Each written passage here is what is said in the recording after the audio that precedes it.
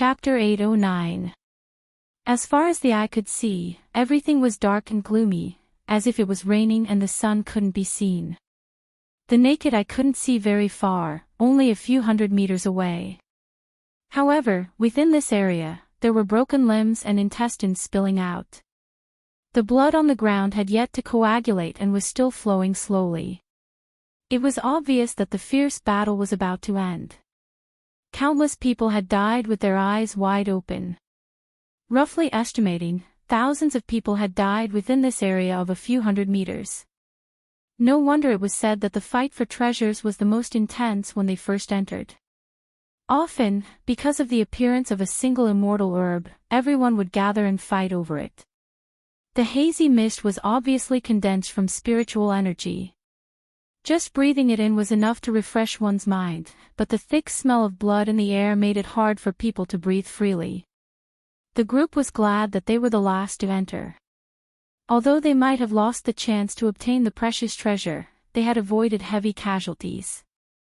Everyone here had seen the world, and death was a common occurrence. The tragic scene in front of them shocked them, but there was nothing to be afraid of. Mu Tianzhao's beautiful hair had long been tied into a tight knot. In one hand, she held a small silver-white shield engraved with various patterns of flowers. In the other, she held a sword. Judging from the gleaming luster on the sword, they were no ordinary items. It's best that we don't split up. However, in case we get separated by an accident, everyone must remember the way back. After Mu Tianzhao's sincere explanation, a resolute expression flashed across her face as she warned, but I'll say the ugly words first. According to the previous agreement, if you withdraw without obtaining any valuable treasures, Si Tong will not pay a single spirit stone. No one said anything. Most of them were vigilant of their surroundings. Yu Qianqiu tilted his head and rummaged through a pile of jade archives and illustrations from his storage pouch. After arranging them in a convenient order, he put them back into his storage pouch. He kept 2 of the immortal herbs in his hand, ready to compare them with the real thing. He had no choice. Unlike everyone else, they were all natives of the immortal realm. Even if they hadn't seen many things before, they had at least heard of them. With one look, they could tell what they should pick and what they shouldn't. However, when they saw that he didn't take out any transcendent artifacts, but instead took out 2 jade archives, they became curious. Only Tao Zhong turned his head to the side speechlessly. You're a second-generation rich kid. What are you doing here? Is this a place for you to play? Mu Tianzhao asked suspiciously. Yu Qianqiu, don't you have any Dharma treasures? Yu Qianqiu raised his head and let out an awe. When he came back to his senses, he casually took out a flying sword from his sleeve. With a flash of cold light, it went back into his sleeve. Everyone looked at each other in dismay. They were all interested in his sleeve and couldn't help but take a few more glances. Seeing that he was prepared, Mu Tianzhao nodded slightly, waved the shield in her hand, and said, "Let's go." The group flew up lightly, passing by the bloody corpses, not daring to fly too high. After flying out of this wretched land of intense slaughter, he landed on the ground and walked again. Because everyone was here to look for treasures, the line of sight here was not good. If they flew too high, they would definitely miss something. While everyone was vigilant of their surroundings, they were also searching for something. Yu Qianqiu could be said to be the most proactive one. He held 2 jade archives in his hands, his eyes darting around as he ran at the very front. If he found any suspicious plants, he would immediately take out the jade archives and quickly compare them.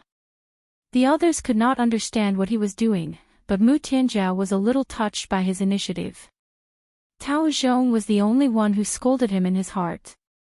A second-generation rich kid. Their surroundings were always covered in fog formed by dense spiritual energy. If they were to cultivate here, they might even be able to save on spirit stones. Yu Qianqiu was even wondering if he should bring the Utopia army here for training, Perhaps it was because they were shrouded in spirit fog for a long period of time and never saw sunlight, but the plants in the ruins of God looked a little strange.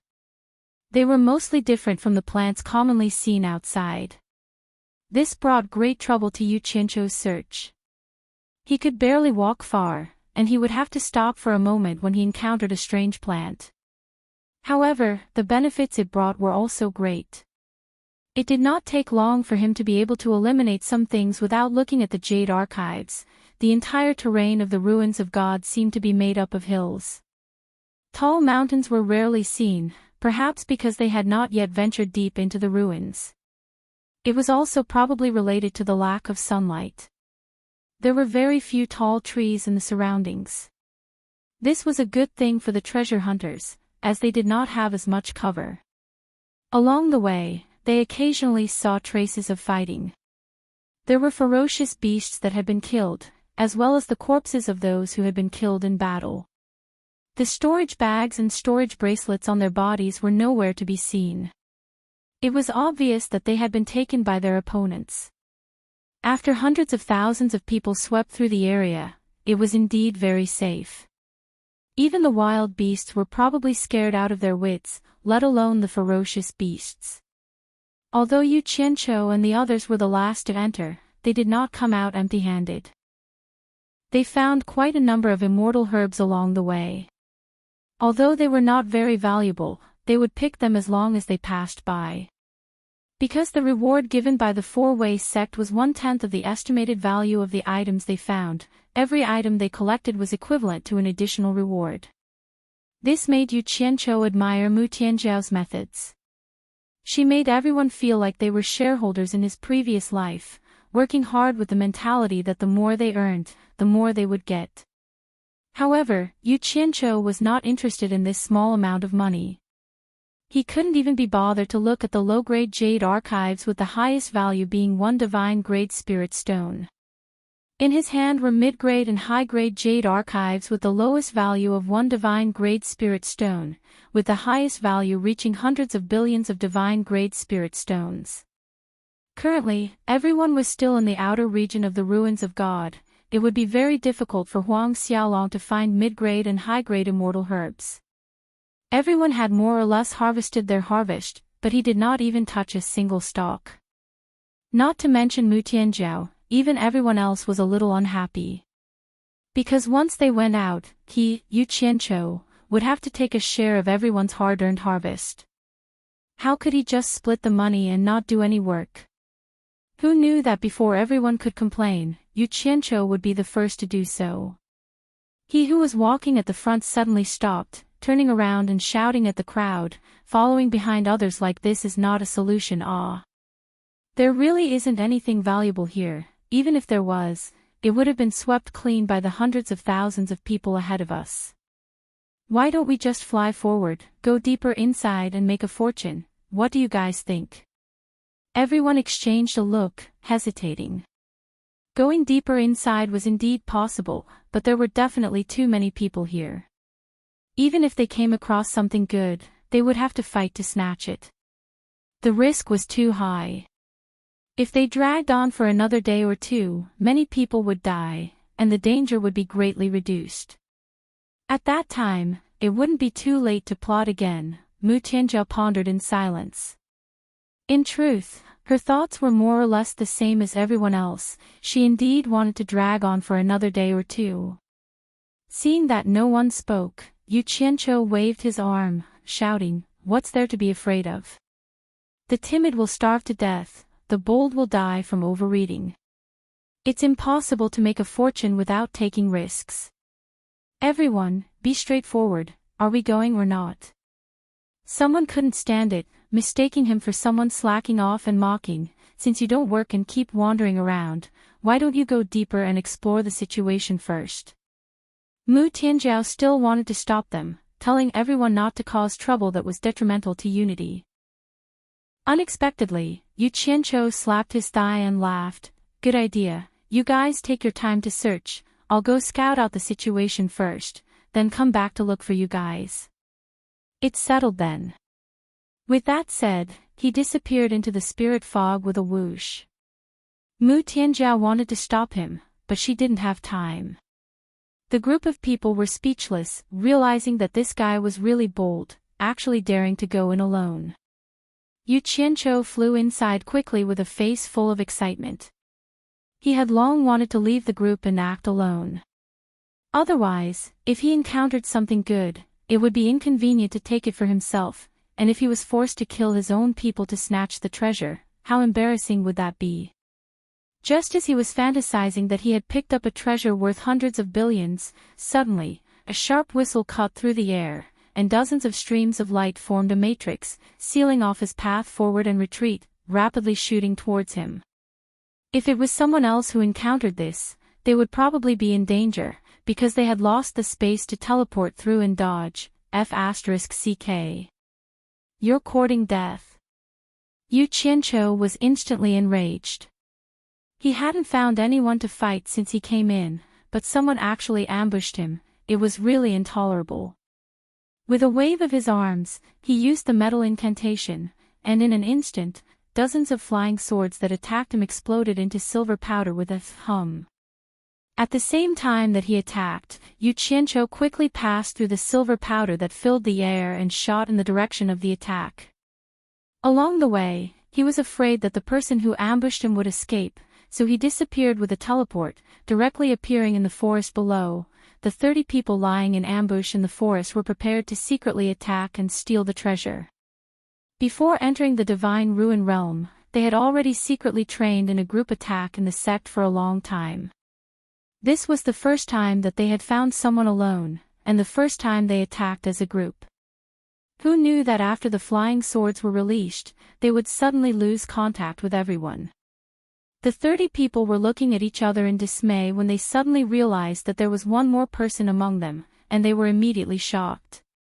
Before they could react, the other party had already shaken his arms and shouted angrily, "Star-absorbing great technique." Everyone only saw a burst of white smoke in front of them, and they instantly lost consciousness. F***ck. I am number one in the world below the immortal realm. How dare you sneak attack me, you must be tired of living. Yu Qianqiu cursed and crushed a skeleton, taking the storage bags from the waists of the 30 skeletons into his hands. Carrying a large pile of storage bags, his mood immediately became better. He leaned against a tree and happily checked the storage bags one by one, but the more he looked, the darker his face became. He didn't find anything valuable. After confiscating all the storage bags, he rushed out of the forest with a whoosh. He didn't know which sect the 30 skeletons on the ground belonged to, but they were all destroyed in the blink of an eye. He didn't know how the elders of the sect who were waiting outside the divine ruins would react when they found out, and he didn't know how the sect who had secretly trained them in a joint attack would react when they found out. Chapter 8:10. To Yu Qianqiu, killing these people did not burden him in the slightest. Entering this place to fight and kill was a matter of life and death. Success or failure was up to the heavens. Moreover, these people were the ones who made the first move. He had not flown far from the place where he had killed people when he faintly heard the sounds of an intense battle. It sounded like a group of people were fighting. Yu Qianqiu immediately slowed down and arrived outside a valley. He quietly floated close to the ground and hid behind a large boulder. He peeked his head out to take a look. By the time he saw what was happening, the intense battle was almost over. He saw with his own eyes one of the people being dismembered by a group of swords. There were other corpses scattered all over the valley. Another surrounded gray-robed man suddenly summoned something from his storage bangle. He grabbed it in his hand and shouted angrily, "Stop! Or I'll destroy it." The dozen or so blue-robed men surrounding him immediately hesitated. Their flying swords hovered in the air, glaring at the gray-robed man.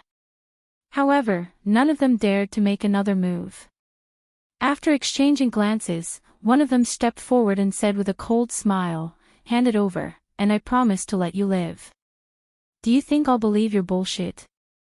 the gray-robed man said with a face full of grief and indignation. The leader of the blue-robed men scoffed, "What do you want then? If you destroy the thing, you'll still die. Hand it over, and I promise to let you go." The gray-robed man shook his head in grief and indignation. He knew full well what would happen to him if he handed over the thing. However, as luck would have it, he happened to see a head peeping from behind a large boulder outside the valley. Needless to say, it was Yu Qianqiu. The gray-robed man immediately shouted at Yu Qianqiu, "Brother, if you can save my life, I'm willing to give you 1 yuan of the Tri-Elements divine fruit." "Damn it! Don't drag me down with you, you bastard." Yu Qianqiu cursed under his breath and immediately retracted his head.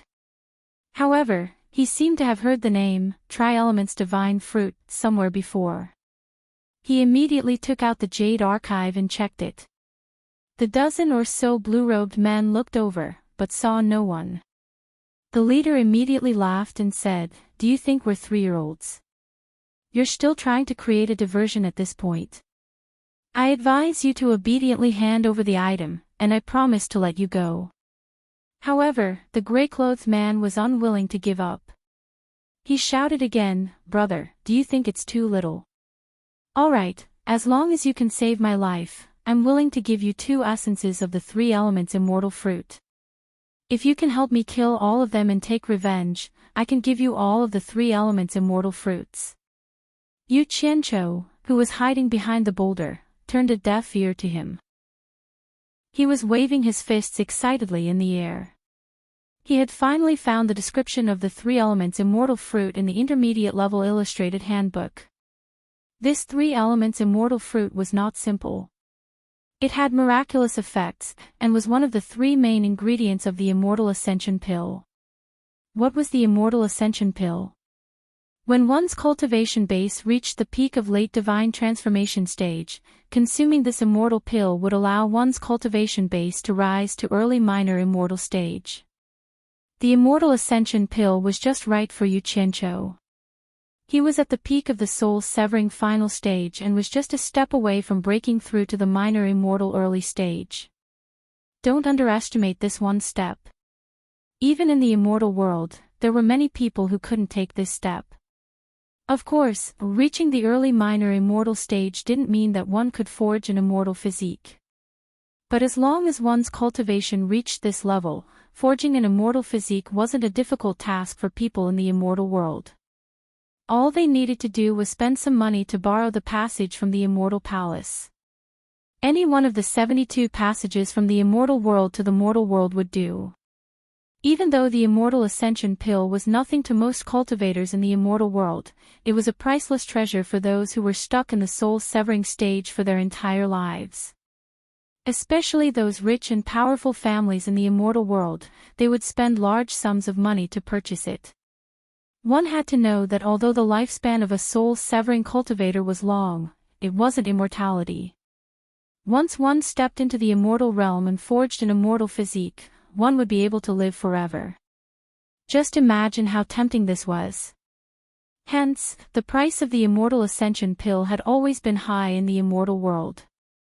One Immortal Ascension Pill could be sold for 1 billion divine-grade spirit stones, and it could be even higher. As for the main ingredient, the 3 elements immortal fruit, even if it wasn't refined into an immortal pill, it could still be sold for 300 million divine-grade spirit stones. How could Yu Qianqiu not be excited? The gray-robed man raising the price once again immediately attracted the attention of the group of blue-robed men. The leader of the group raised his chin at his fellow disciple, then turned to look at him in disappointment.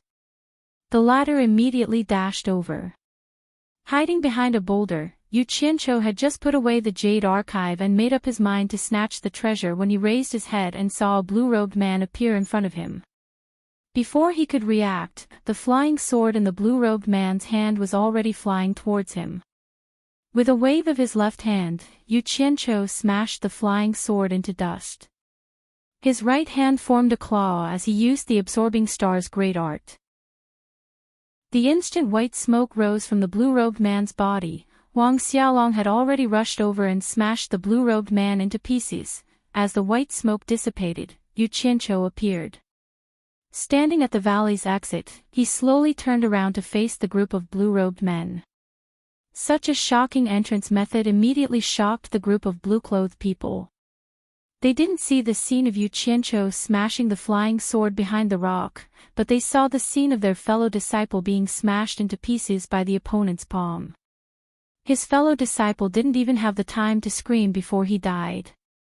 The group of blue-robed men looked at Yu Qianqiu's cultivation, but none of them could see through it. They exchanged looks and saw the fear in each other's eyes.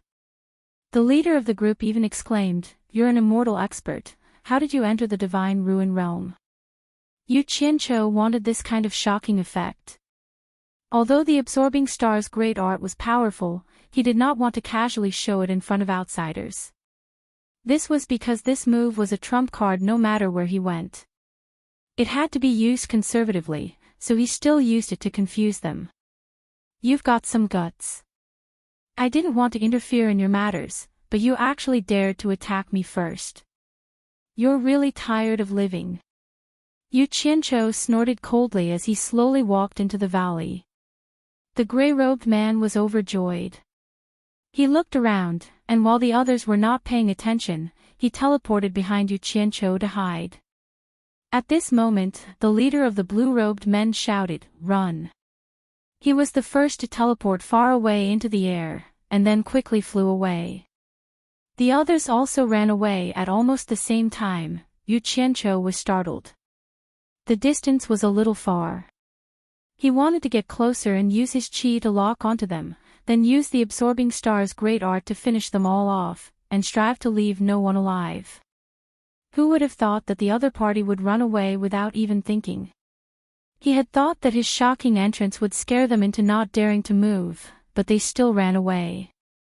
He was only at the soul formation stage, so it was impossible for him to catch up to them one by one. "Thank you for saving my life, Senior." The gray-robed man's voice sounded from behind him. Yu Qianqiu turned around and glared at him coldly. He was a little displeased. If it weren't for the fact that he was afraid of damaging the treasures in this guy's hands, he would have killed him a long time ago. The gray-robed man shuddered in the face of his cold gaze, and he offered the three-element divine fruits with both hands. "In order to thank Senior for saving my life, I am willing to offer all of the three-element divine fruits to you, Senior." On the tip of a foot-long, dark green sawtooth grass, 3 quail egg-sized, bright red fruits were growing. The fruits were faintly glowing with a thin layer of red light. A strange fragrance that could make one's heart melt slowly drifted out from the hands of the man in gray. Yu Qianqiu's eyes lit up. It was exactly the same as what was recorded in the handbook. He reached out to grab it, took a look, and sniffed it before stuffing it into his storage pouch. He then looked at the gray-robed man, who didn't dare to stand up straight, and asked, "You wouldn't give it to them even if you died, so why are you giving it to me?" The gray-robed man said respectfully, "They killed my fellow sect brothers, so I naturally can't give it to them. Besides, even if I give it to them, they won't let me go. Senior saved my life, so I am willing to give the treasures to Senior." He only said this to save his life. Otherwise, who would be willing to give up their treasures? Yu Qianqiu was naturally aware of this. He nodded and asked, "Which sect are you from?" The gray-robed man replied honestly, "Junior is Shui Mingqing, a disciple of the Skyward Palace." The Skyward Palace. Yu Qianqiu was stunned. The Skyward Palace, the #1 alchemy sect in the celestial realm. That's right. Shui Mingqing raised his head and said, "Could it be that Senior knows the elders of my sect?" Yu Qianqiu shook his head, but he put on a smiling expression and asked, "Since you're a disciple of the Skyward Palace, I'm sure you know a lot of alchemy recipes for refining immortal pills. For example, using this 3 elements immortal fruit to refine the immortal ascension pill." Although his expression became amiable, Shui Mingqing felt a chill down his spine. It was as if he had seen a dagger hidden in a smile. He immediately waved his hand and said, "Junior is just an external affairs disciple. Our sect's disciples haven't reached the celestial realm, so they don't have the chance to come into contact with alchemy. So Junior doesn't know any alchemy recipes. Yu Qianzhou snorted and said with a cold smile, "You're clearly lying to me. As a disciple of the Skyward Palace, how can you not know anything about alchemy?" Shui Mingqing hurriedly explained, "Senior may not know this, but before the cultivation of our Skyward Palace's disciples reaches the celestial realm, apart from cultivation, the main thing is to learn how to recognize various kinds of immortal herbs and be familiar with the medicinal properties of various immortal herbs and pills. Only after reaching the celestial realm will they have the opportunity to come into contact with the basic alchemy methods of refining immortal pills. As their cultivation increases, it's possible to come into contact with higher-level alchemy recipes. This rule of our sect is not a secret in the celestial realm, and many people know about it." "Senior, why?" He didn't finish his sentence, but Yu Qianzhou was not a fool. Naturally, he knew what he wanted to say, but now he believed that what he said was true. After a pause, his eyebrows suddenly moved as if he remembered something.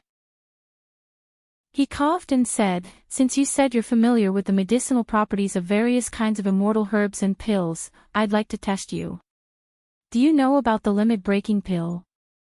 "Yes." Shui Mingqing replied confidently, "The limit-breaking pill is transparent white.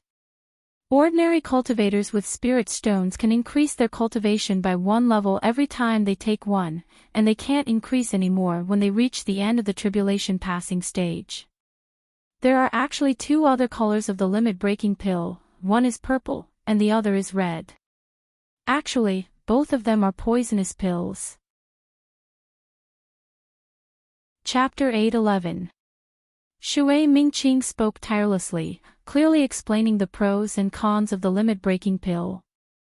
His explanation was even clearer than Yu Qianzhou's understanding from the pill formula Jade Archive. He even thoroughly analyzed the medicinal principles of the limit-breaking pill.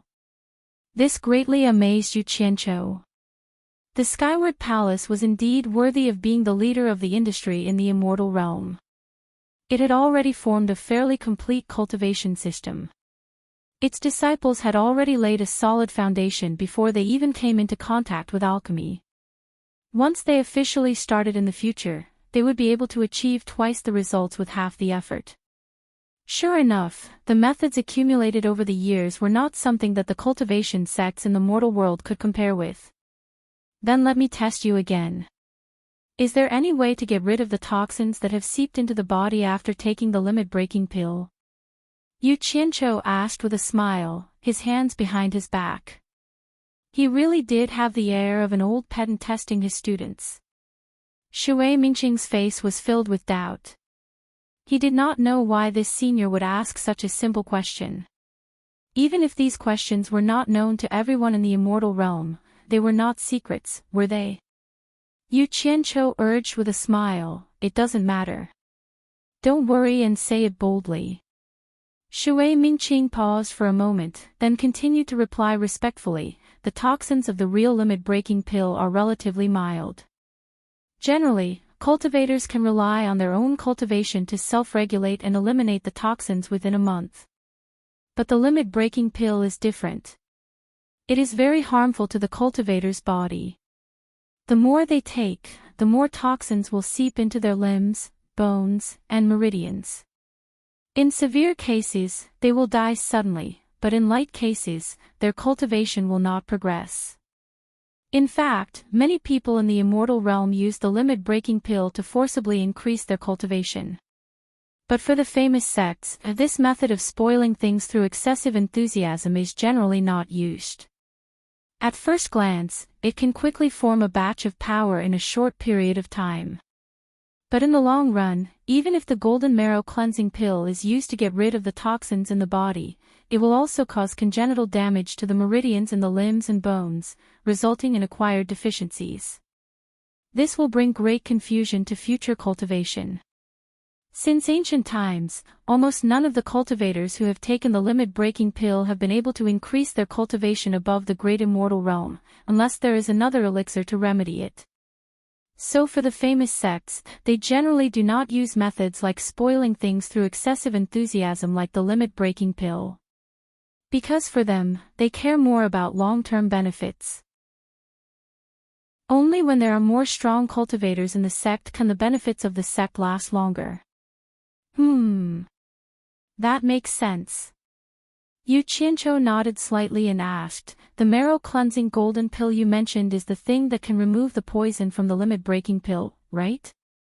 Exactly. Shui Mingqing couldn't help but ask, with Senior's cultivation, you shouldn't need the marrow-washing golden pill, right? Senior, do you have someone who has taken the limit-breaking pill? Smart. To think that you would be able to guess that. Yu Qianqiu laughed out and pill and is it expensive? Shui Mingqing really wanted to take a closer look at what kind of person this person was. Why did he keep asking this question that everyone knew about? However, he did not dare to be presumptuous. After all, with this person's cultivation base, he could kill Shui Mingqing at any time. Thus, without any complaints, he replied obediently, actually, the demand is still very high because there are many people who have used pills similar to the restriction-breaking pill. However, in terms of unit price, whether it was high or not depended on who it was for. On average, each marrow-cleansing golden marrow pellet cost around 2,000 divine-grade spirit stones. It was a huge sum to the average person, but it was nothing to the big sects and families. In fact, the golden marrow cleansing pellets cost price wasn't high at all. The main reason why it could be sold for 2,000 divine-grade spirit stones was because of the high demand, not to mention that immortal herbs had a certain growth cycle. No matter how common an immortal herb was, it couldn't be as common as weeds. It wasn't worth it to use other treasures to grow it. This explanation was very detailed. Yu Qianqiu looked at the other person in admiration, but he was calculating in his heart. There were close to 10,000 people in Utopia's army. Including some people who did odd jobs, there were more than 10,000 people. These were all his subordinates, and he could not leave them alone. Moreover, when he came to the immortal world to conquer the world, it was more reassuring to use his own people. After all, he had spent a lot of effort to train them day by day. 10,000 marrow-cleansing golden marrow pellets were only 20 million divine-grade spirit stones. He could still afford this amount of money. Even if he could not afford it, he had to think of a way to do so. From the time he sat on the flying shuttle to look at the vast immortal world, to the gathering of heroes outside the ruins of God, his blood was already boiling. A very grand idea was born in his heart. It was too boring for those cultivators in the cultivation world to fight over such a small territory in the human world. As the #1 expert in the human world, he had the responsibility and obligation to bring everyone out to see the world. If everyone had the ability to follow my orders, then follow me to the immortal world to fight for it. From that moment on, he had the intention to use Utopia as the core and establish the cultivation world and the human world as his headquarters. Then, he would bring everyone to the immortal world to develop. He believed that those experts who were famous in the human world were not petty people. Once they went to the immortal world and saw the world, they would not be interested in the benefits of the human world. Not to mention forging an immortal body, just the spirit stones here could be counted as divine grade. Who would still want to disturb the secular world? In this way, his wish to separate the cultivation world from the secular world would naturally come true. Yu Qianqiu pondered for a moment and suddenly asked, just now, you said that there are pills similar to the limit-breaking pill. Then, are there pills that can raise one's cultivation from the tribulation passing stage to the soul formation late stage? Yes. Shui Mingqing said with certainty. It is said that as long as the main ingredient for refining the limit-breaking pill remains the same and a few other immortal herbs are added, it can be refined into the limit-breaking pill. But the side effect of this pill is that the toxicity is too strong. Once you break through to the soul formation late stage and don't take the marrow-cleansing golden pill in time, you will immediately die. Even so, you must break through to the small immortal stage within 3 months and forge an immortal body. Otherwise, your body will gradually weaken and you will quickly age and die within 3 months. The toxicity is so strong. Yu Qianqiu was shocked and asked, "Are you sure you didn't make a mistake?" Shui Mingqing raised his head and looked at him seriously and said, "Senior, you can ask others. There should be many people in the immortal world who know about this. But generally, no one will take the limit-breaking pill. It should be known that it is impossible to break through from the soul formation late stage to the small immortal stage within 3 months. Only those who have the immortal ascension pill would dare to do so. But one immortal ascension pill is worth 1 billion divine grade spirit stones. It is not a small amount for ordinary sections. Using this method to raise one's cultivation level is simply using a huge amount of spirit stones. Not many people can afford it. Plus, using the limit-breaking pill to raise one's cultivation level has a huge impact on the future, so very few people use it. Yu Qianqiu couldn't help but suck in a breath of cold air. Putting everything else aside, one immortal ascension pill was worth 1 billion divine grade spirit stones. If he raised the cultivation level of all the people in Utopia to the small immortal stage, it would be an astronomical figure. Even the wealthy immortal palace would not be able to afford it. After a moment of shock, he calmed down. As long as he could find the various immortal herbs to refine the pill in the ruins of God, with the help of the purple chaos in Utopia, it would not be a problem to cultivate a large number of immortal herbs. The real problem was in the refining. With the pill refining recipe he could make a living in the mortal world, but it was obviously not good enough in the immortal world. But then again, as long as he could control a large number of rare immortal herbs, he would not have to worry about not being able to earn money in the immortal world. At the same time, he would not have to spend so much money. The most important problem now was to find the rare immortal herbs to cultivate, and then the problem of refining. As for finding rare spirit herbs, he had planned to do so before entering the ruins of God, but to find someone to refine the pill. Yu Qianqiu pinched his chin and looked at Shui Mingqing greedily. He had already set his sights on the number 1 alchemist sect in the immortal world, Skyward Palace. Looking at the clothes of the corpses scattered in the valley, Yu Qianqiu sighed meaningfully.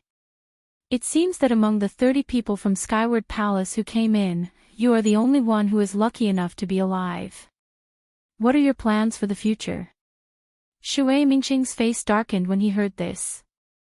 He slowly shook his head and said, "If I can find a valuable treasure and return, it will be a great contribution. If I go back empty-handed, I'm afraid my cultivation will come to an end." Yu Qianqiu suddenly chuckled and said, "Even if you have a valuable treasure in your hands, do you think you can leave the ruins of God by yourself? I'm afraid there are already people lying in ambush at the exit of the ruins of God, waiting for a lone person like you to walk right into the trap."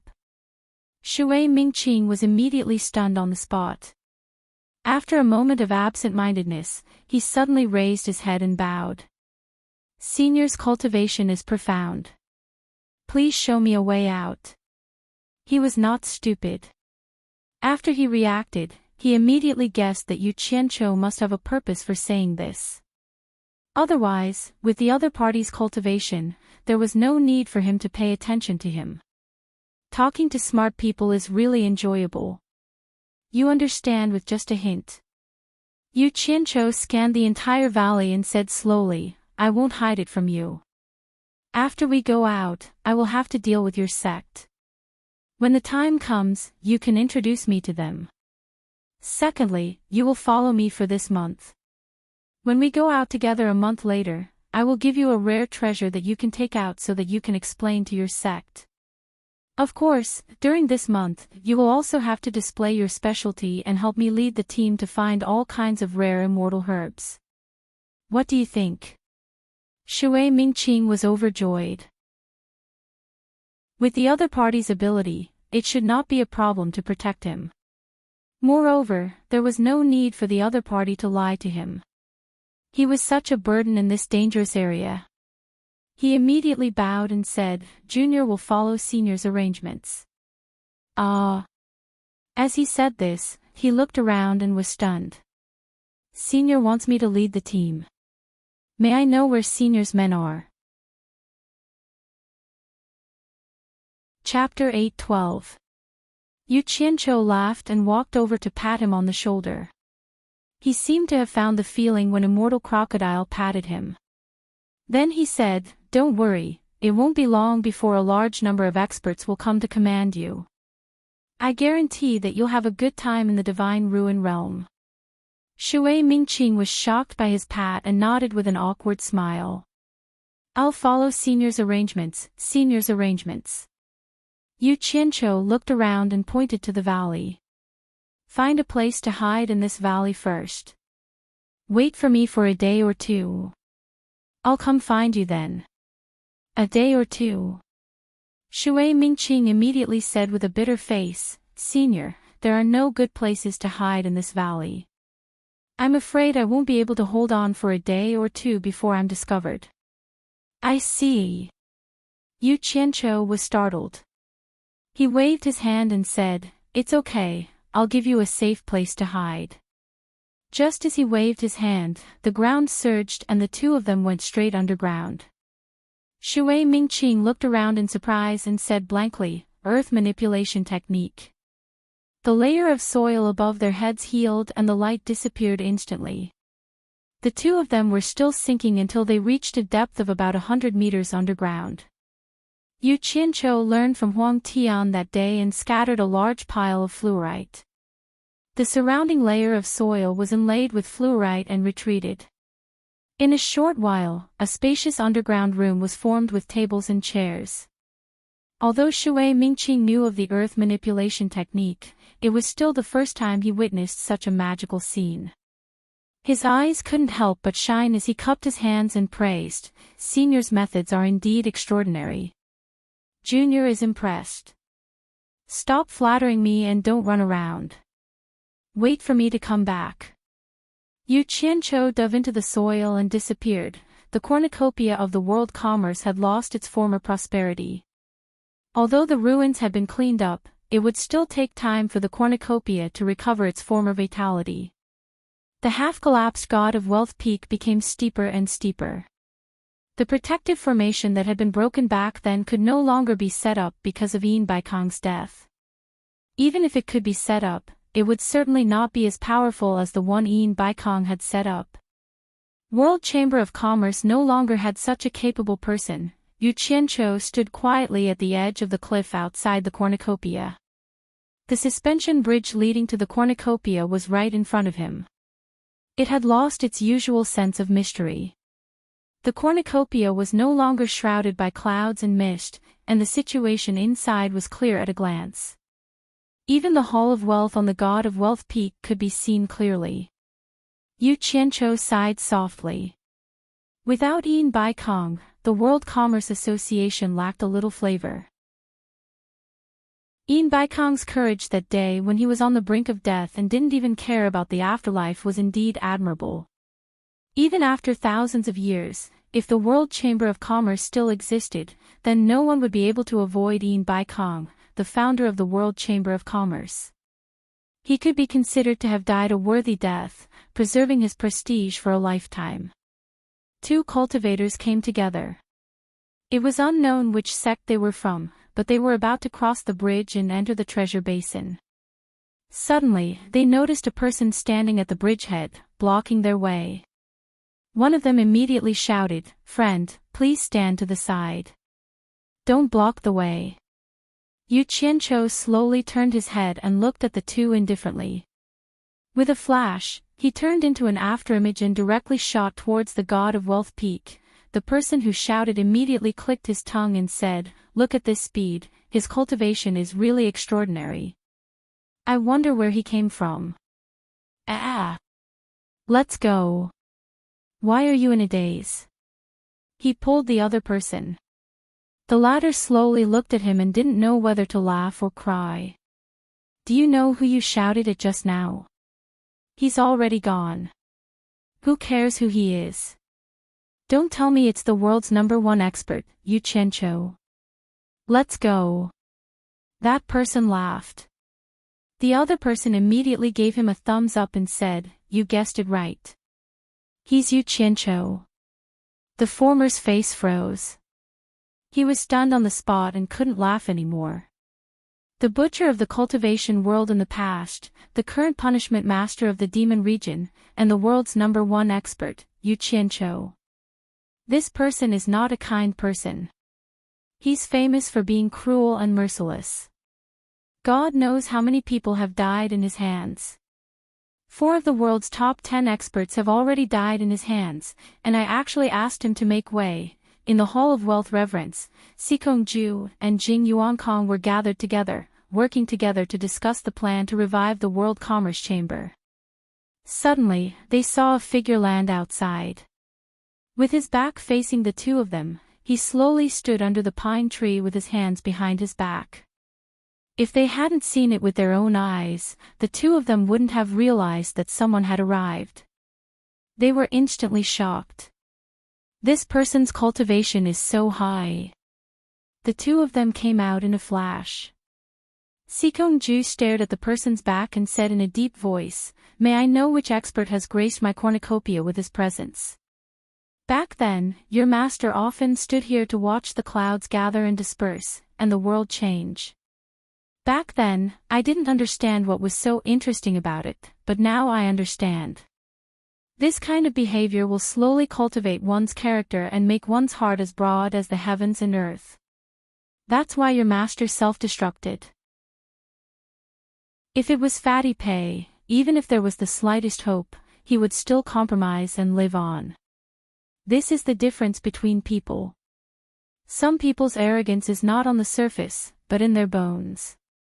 Your master is this kind of person, which is why he can prop up such a huge world commerce chamber. This is courage, something you two brothers should learn from. Yu Qianqiu slowly turned around and looked at the two of them with a smile. Yu Qianqiu. The two of them cried out in unison.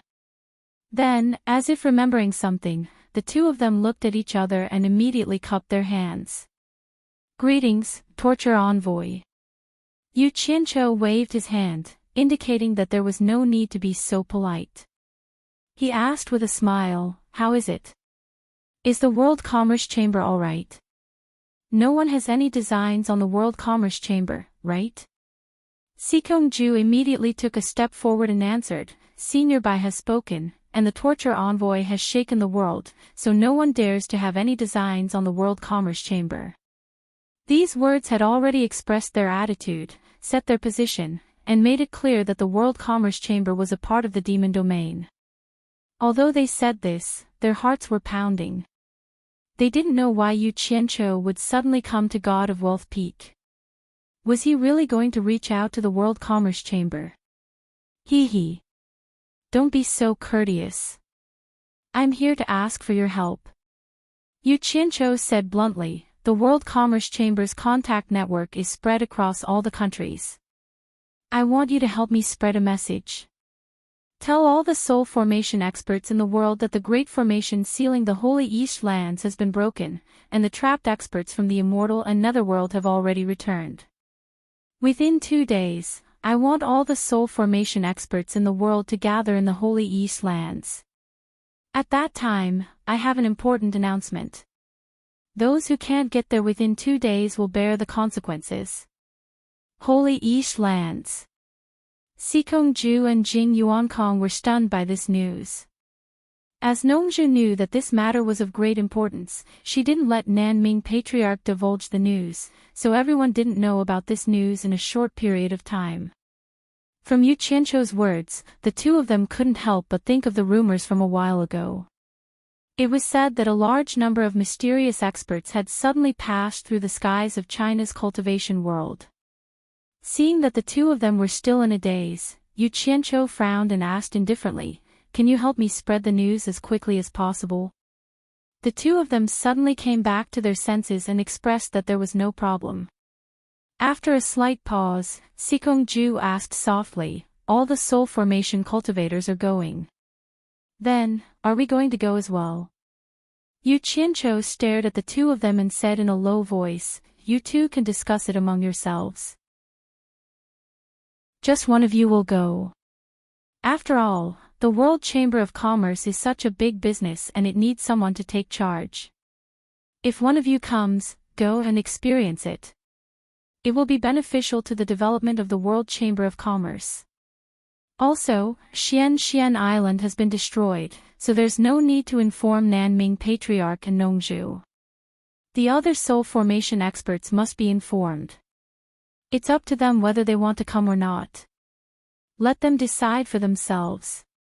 The reason why he didn't want to inform Nongzhu and Nanming Patriarch was mainly because he was worried that those women wouldn't have anyone to protect them. After all, Yan Zhuixing's matter hadn't been completely settled and he didn't know what would happen in the future. After receiving the news, Bing Qingzi's disciples had also disappeared. He ordered Gu Qingyun and Hong Qi to send people to secretly search for them, but there was still no news until now. He didn't know where they were hiding. Because of this, he didn't dare to relax his protection of those women. Although Yan Zhuixing's matter hadn't been completely settled and it made him feel uncomfortable, he didn't have the time to play hide and seek with Yan Zhuixing. He wouldn't give up eating for fear of choking because of Yan Zhuixing. He still had to do what he needed to do. The two of them looked at each other and Sikongju nodded. "We'll go and arrange it now." Yu Qianqiu didn't say much and disappeared on the spot. The two of them looked at each other and Sikongju nodded. "We'll go and arrange it now." Yu Qianqiu didn't say anything else and disappeared on the spot. The two of them were stunned once again. Yu Qianqiu, who had returned to Utopia, immediately found a remote place. He cast the earth mantra and sank several hundred meters underground. Another pile of fluorite was scattered out, and the surrounding soil, which was embedded with fluorite, retreated. In the blink of an eye, a grand underground palace was formed. However, this underground palace wasn't like before. The decorations and the surroundings were arranged in picturesque disorder. Standing in it would give people a feeling of being in a mysterious formation. After spending half a day and putting in a lot of effort to carve the underground palace to make it more mysterious, he nodded in satisfaction and silently memorized the layout before disappearing on the spot. When he appeared again, he appeared in the underground palace where he had met the underworld saintess. He released his divine sense and scanned the surroundings. After confirming that there was no one around, he waved his hand and pointed at the ground. The dark stone floor melted, and the soil underground also melted. He slowly walked down, and a slanted underground tunnel formed. When he was nearly 100 meters down, he scattered another pile of fluorite and executed the earth art. Soon, a magnificent underground palace that was exactly the same as the one under Utopia was formed. Looking around the underground palace, a smile appeared on his lips. The reason why he put in so much effort was because he couldn't always fool others like how he had fooled a mortal crocodile. That method could fool one or two people, but it would be unbearable to fool a large group of people. Now that he had created two identical places, he wouldn't have to be afraid even if he was in Utopia. Chapter 8:13. In the sky above the vast East Sea, more than 300 soul formation experts gathered in a group and quickly flew toward the East Holy Land. The lineup was huge and spectacular, rarely seen in the cultivation world. They were led by Nongzhu, Wen Lanfeng, Li Duxing, and Hu Changshou, the three experts at the last stage of transforming spirit realm. They were also the only few experts at the last stage of transforming spirit realm in the cultivation world except for Yu Qianqiu. Most of the other soul formation experts had died in the hands of the previous torturers of the demon ghost region. The hundreds of people behind them were mostly lords in the middle stage of the soul formation realm. There were also some in the early stage like Sikongju. Lu Yanqing was also in this group. There was no other way. She was also a soul formation expert. Who would dare to disobey the order of the demon ghost region's torturer? The death of Pei Fang and the others was a warning, At this time, Lu Yanqing was no longer wearing the gauze hat she wore when she went out. Her short hair was wrapped in a piece of gauze, and her expression was neither happy nor sad. The appearance of her stunning appearance should have attracted everyone's attention, but everyone's expressions were grave. No one could be satisfied with her at this time. Looking down at the surging waves of the ocean below, everyone's emotions were fluctuating like the ocean. Right now, the opening of the East Holy Land wasn't the thing they were most concerned about. What they were most worried about was something else, the appointment at the East Sea again. The soul formation experts' hearts trembled at the thought of this word. The previous torturer of the demon ghost region, Bai Changchun, had invited everyone to the East Sea to show off his power. He had ruthlessly slaughtered several people and intimidated the entire cultivation world. Now, the new torturer of the demon ghost region had come to the East Sea again. Oh my God!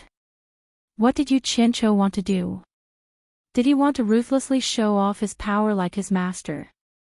Was the death of Pei Fong, Ouyangde, Qi Zhoujuan, and Bing Qingzi not enough? When the group received the order from the World Chamber of Commerce, they were all dumbfounded. They hurriedly used the communication array to contact each other, only to find that everyone had received a terrible invitation. Actually, no one wanted to go, but no one dared to say no. Yu Qianqiu's vicious and merciless methods were well known. In the end, a group of people came up with a good idea. All of them gathered in the purple bamboo forest in the South Sea and begged Nongzhu to speak for them at the critical moment, because Nongzhu had a good relationship with the two torture envoys of the demon ghost region. Nongzhu and ancestor Nanming didn't know that Yu Qianqiu had summoned all the deification realm experts in the world to gather in the East Holy Land. Seeing this group of people coming together, Nongzhu almost jumped in fright, thinking that this group of people wanted to join hands to deal with her. When he figured out what was going on, he also thought that Yu Qianqiu was trying to copy old Bai Li Wei. Even the place he picked was so similar. Since Yu Qianqiu wanted to make a move, it wasn't appropriate for him to interfere. He didn't want to come. However, he could not resist everyone's pleading. Moreover, seeing that Wen Lanfeng, Lu Yanqing, and the others had also received an invitation, he could no longer ignore it. So he left ancestor Nanming to look after the house and rushed over with a group of people. Above the undulating blue sea, the group of people all stopped at the place where there was supposed to be called Xian Island. They looked around, but there was no trace of Xian Island. Looking ahead again, the East Holy Land, which had been covered by the white fog for many years, finally unveiled its mysterious veil. Everyone looked ahead in a daze. No matter whether they believed it or not, that mysterious land was in front of them. Nongzhu looked back at the crowd and said with a wry smile, "Since everyone is here, let's go and have a look together." Then she took the lead and flew over, followed by a group of people. As soon as they arrived in the sky above the East Holy Land, they couldn't help looking around, but they didn't find how dangerous this legendary place was. It seemed to be no different from the land on the other side of the sea. They looked around but didn't find Yu Qianqiu's figure there. Li Duxing's eyes flashed, and his only arm pointed to a towering stele not far away. It stood in front of them like a tower and was very conspicuous. Nongzhu led a group of people to fly over again. There was a big arrow on the stele, and there were words beside it, "Go straight in the direction of the arrow. I'll wait for you in front. Come as soon as possible and destroy the stele after you've seen it. Yu Qianqiu." The group of people looked at each other and then at each other. They didn't know what Yu Qianqiu was doing. It didn't look like he was going to use them to show his power. The arrowhead pointed to the east. Nongzhu struck out a fierce gang wind with one palm. With a loud bang, the earth stele disintegrated instantly. Then she waved her hand and said, "Let's go.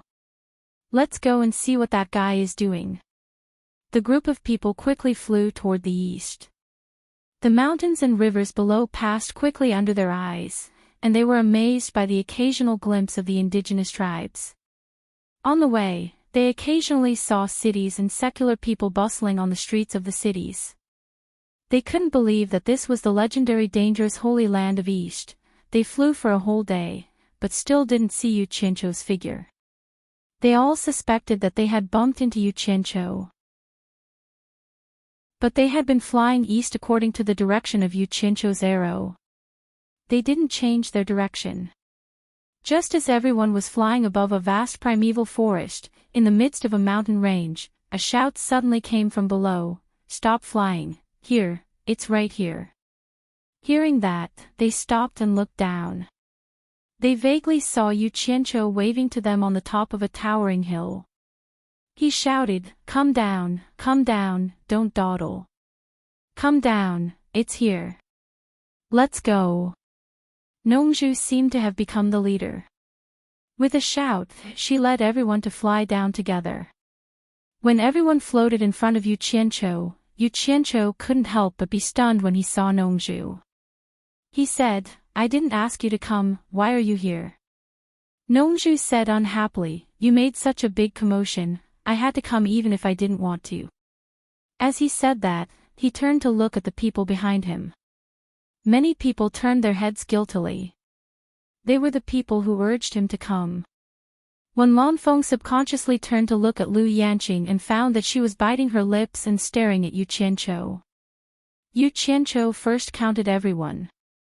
Seeing that except for Nanming Ancestor and Jing Yuankong, everyone who should be here was here, he immediately waved his hand and said, "All right. Everyone, follow me." He flew towards a gloomy valley in the middle of the towering mountains. Nongju followed behind and shouted, "What on earth do you want to do by bringing us here?" When everyone landed in the gloomy call, they immediately found that there was a mountain gate on the side of the concave mountain wall. It was a dark mountain gate that led to an underground cave residence. They really couldn't see it from the top, so they had to stand in front of it. The stone-carved mountain gate was grand, simple, and elegant. There were strange patterns carved on it, and it was obvious that it was a very old thing. The underground cave residence behind the mountain gate was dark, and a gust of cold air was coming out from inside. Nongju looked at Yuchencho who was walking toward the mountain gate and asked suspiciously, "What did you bring us here for? What is this place?"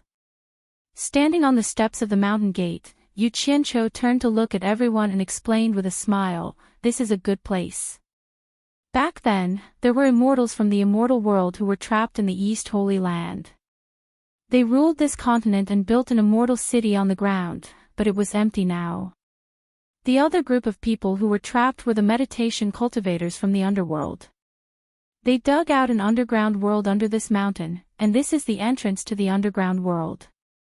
When the East Holy Land was broken, all the immortals and meditation cultivators went home, leaving behind this empty underworld. Everyone was shocked. Although Yuchencho said that the people from the underworld had all left, they still couldn't help but feel a chill on their backs. They all looked at the entrance behind Yuchencho in horror. The corner of Nongju's mouth twitched. "You called us here just to let us see this? Why? You don't like it?" Yuchencho stood in the middle of the mountain gate and sneered, "Don't be fooled by the creepy atmosphere in here. Let me tell you, there is an amazing treasure hidden in here. Once you see it, I'm afraid I won't be able to chase you away." Although his words were pleasant to hear, everyone's face was filled with doubt. If there was really such a good treasure, why did you call us here? Nongju frowned and said in a low voice, "Yuchencho, don't make fun of us. It's such a secret place, hidden in such a vast mountain range. How did you find this place? Damn it. Why did you come here and pretend to be a good person? You made it inconvenient for me to use violence." Yuchencho rolled his eyes and said, "Did you forget that after the East Holy Land formation was broken, my master went back to Shantian Island?" Nongju was stunned. "Did Old Bai tell you the location before he went to the underworld?" Everyone was shocked again. Bai Changchun actually came out of the East Holy Land and went to the underworld. Nonsense. If my master didn't tell me, how could I find this place? Yu Qianqiu suddenly chuckled and said, I won't hide it from you all.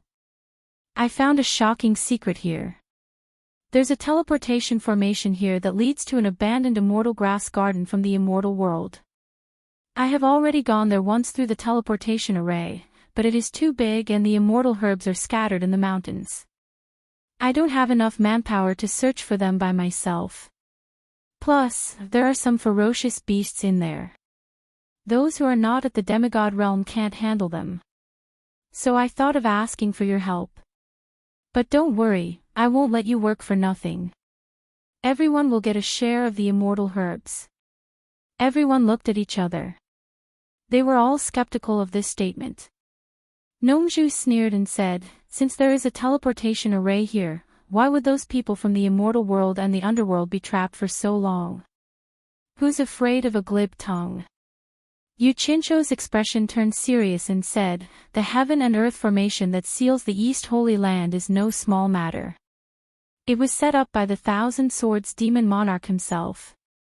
As the name suggests, it can seal the heaven and earth.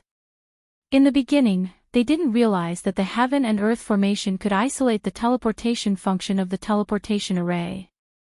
After it was built, they found out that it was useless. In the end, they left it and let us take advantage of it. Chapter 8:14.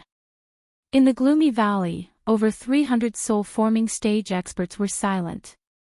Contrasted with the surrounding environment, the atmosphere was a little strange. Ren Yu Qianqiu's words were earth-shattering, but everyone still maintained a skeptical attitude. What kind of people were there? They were people who had experienced the cruel survival of the fittest in the cultivation world. How could they be convinced by a few words when faced with such a mysterious matter? Everyone's eyes were fixed on the pitch-black entrance to the underworld. No one knew what was inside, but no matter how they looked at it, it was dangerous. Yu Qianqiu's gaze swept around. Seeing that everyone was suspicious and silent, he was instantly enraged. He snorted coldly, let me make this clear today. Those who are willing to come in and help me, we will be friends in the future. Those who are unwilling, we will be enemies in the future. You guys decide for yourselves. If Nongzhu had not come to join in the fun, he would not have been so polite. Now that he was too lazy to be long-winded, he directly made his threat. As soon as he finished speaking, he immediately turned around and walked inside. Yu Qianqiu's words were very obvious. Whether they lived or died, it was up to them. Everyone was dumbfounded. The corner of Nongzhu's mouth twitched. She cursed in her heart. Sure enough, a dog can't change its spots. He revealed his true nature in less than 3 sentences. Yu Qianqiu. Nongzhu shouted and stopped Yu Qianqiu in a flash. She frowned and said, they didn't say that they wouldn't help you. But even I think it's too mysterious, let alone them. You have to let them think about it. Yu Qianqiu raised his eyebrows and sneered, do you think I will harm you? Ah. Nongzhu was stunned. After thinking about it, she realized that this brat would not harm her. After a pause, she said, to be able to survive in the cultivation world to this day, who hasn't been careful, one step at a time. Before she could finish, Yu Qianqiu waved a jade archive in his hand and interrupted her, I found this in the immortal herb garden. There are illustrations of various kinds of immortal herbs in it. Take a look. If you still don't believe me, then there's nothing I can do. You guys decide for yourselves. Nongzhu took it suspiciously and injected her divine sense into it to have a look. She was immediately attracted by all kinds of vivid and lifelike immortal herbs, which seemed to be swaying in front of her eyes. The rarest part was that there were various kinds of immortal herbs prices listed inside, easily going up to several 100 million divine-grade spirit stones. The detailed notes also indicated that this immortal herb was the main ingredient of a certain immortal pill. The things inside were just too shocking. The names of some elixirs seemed to have been heard of in legends. Nongzhu felt as if she had been struck by lightning. She withdrew her divine sense and stared at Yu Qianqiu in astonishment. Everyone looked at each other, wondering what Nongzhu had seen that made her look so lost. For a moment, everyone was curious and wanted to see what was inside. Suddenly, Nongzhu cried out involuntarily, "Are there really these things in there?" "Believe it or not, it's up to you." Yu Qianqiu snorted coldly. Lu Yanqing's lips quivered slightly. She had established herself in the cultivation world with her medical skills and was sensitive to all kinds of rare spiritual herbs. Now that she heard about immortal herbs and Nongzhu's loss of composure, it was hard for her not to be tempted. When Lanfeng glanced at her and moved to Nongzhu's side in a flash. She took out the jade archive from Nongzhu's hand and injected her divine sense into it to have a look. She was immediately captivated by what she saw. After a long time, she came to her senses and moved to Lu Yanqing's side, passing the jade archive to her in silence. Lu Yanqing could not wait to receive it. After a brief examination, her delicate body trembled and she eagerly immersed herself in the fantasy world of the immortal herbs inside the jade archive. Yu Qianqiu waited for a while and grew impatient. At this rate, there was nothing they could do.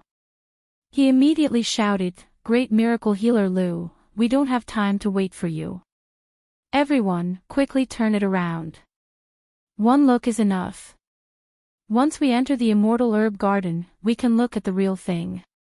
When Lu Yanqing regained her senses, she looked a little embarrassed. However, she still reluctantly passed the jade archive to the others. Thus, the jade archive was turned around in everyone's hands and finally returned to Yu Qianqiu's hands. Those who had seen the jade archive had their eyes lit up. Not to mention the miraculous effects of the immortal herbs, just the value of each stalk in divine-grade spirit stones was enough to make one's heart palpitate. After looking at the contents of the jade archive, they compared it to the items in the cultivation world.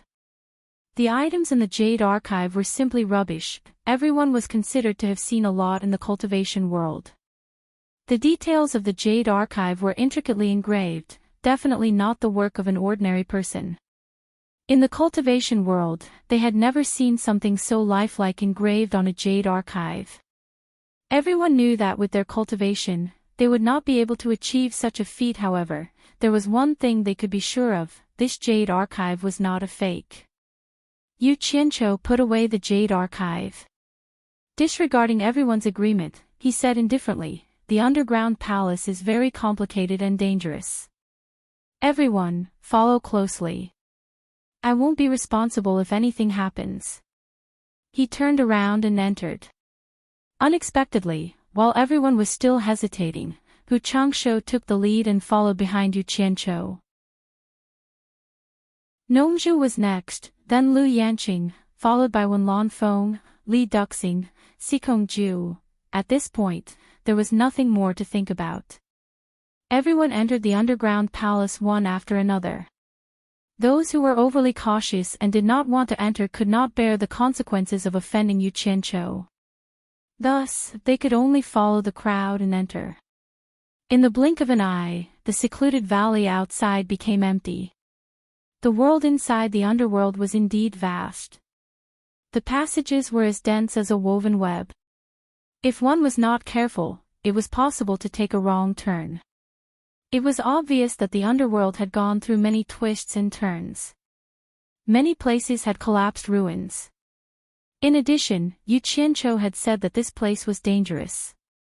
Everyone followed closely behind the people in front, afraid that they would lose track of them. Under Yu Qianqiu's guidance, everyone soon arrived at the Holy Temple. Here, Yu Qianqiu stood in front of the tunnel that the Holy Temple had created and waited for a while. When everyone had arrived, he secretly counted the number of people. When he found that everyone was present, he immediately waved his hand and pointed to the surrounding walls. He smiled and said, "Since everyone has come here, we can't let you come empty-handed. It's good to broaden your horizons. Everyone can take a look at the carvings on the surrounding walls. Can anyone guess who these carvings are?" Hearing this, everyone looked around curiously. From the carvings on the walls, they could tell that they were from a very long time ago. On the left and right sides, there were carvings of 6 generals in battle armor. All of them looked mighty and extraordinary. Everyone couldn't help but look at the high platform in the middle where the 12 generals were staring. The carving there was of a scholar with only his back visible. It looked like he was splashing ink by the side of a table. Hu Changsho, who was standing next to Yu Qianqiu, stared at the carvings with suspicion. He muttered, "Could it be that the one in the middle is the legendary emperor of the underworld?" Clap, clap. Yu Qianqiu suddenly clapped his hands. The crisp sound echoed in the holy temple. Yu Qianqiu smiled and said, "Palace Lord who has a good eye. When I first saw him, I couldn't believe that this scholar was the legendary emperor of the underworld. However, the truth is the truth. This person is indeed the emperor of the underworld." Gasps could be heard in the holy temple. That was the legendary emperor of the underworld. Everyone's eyes widened as they carefully looked at the scholar. The more they looked, the more they felt that the back of the scholar was very mysterious. It would have been better if he had only shown his back, but it gave everyone a mysterious feeling. Everyone's hearts involuntarily filled with awe and veneration. No one could have imagined that they would see the legendary emperor of the underworld. Although it was just a mural with a back, the back of that illusory figure was finally revealed. Yu Qianqiu smiled as he stood to the side and looked at everyone's reaction. The reason why he introduced all this was to let everyone get used to it. With the back of the emperor of the underworld as a cushion, they wouldn't feel weak when they went out and met the shrimp soldiers and crab generals of the immortal world. "Do you know who the figures on the 2 sides of the wall are?" Yu Qianqiu asked as he pointed to the 2 sides of the wall. After looking at it for a while, everyone shook their heads slightly. That era was too far away from them.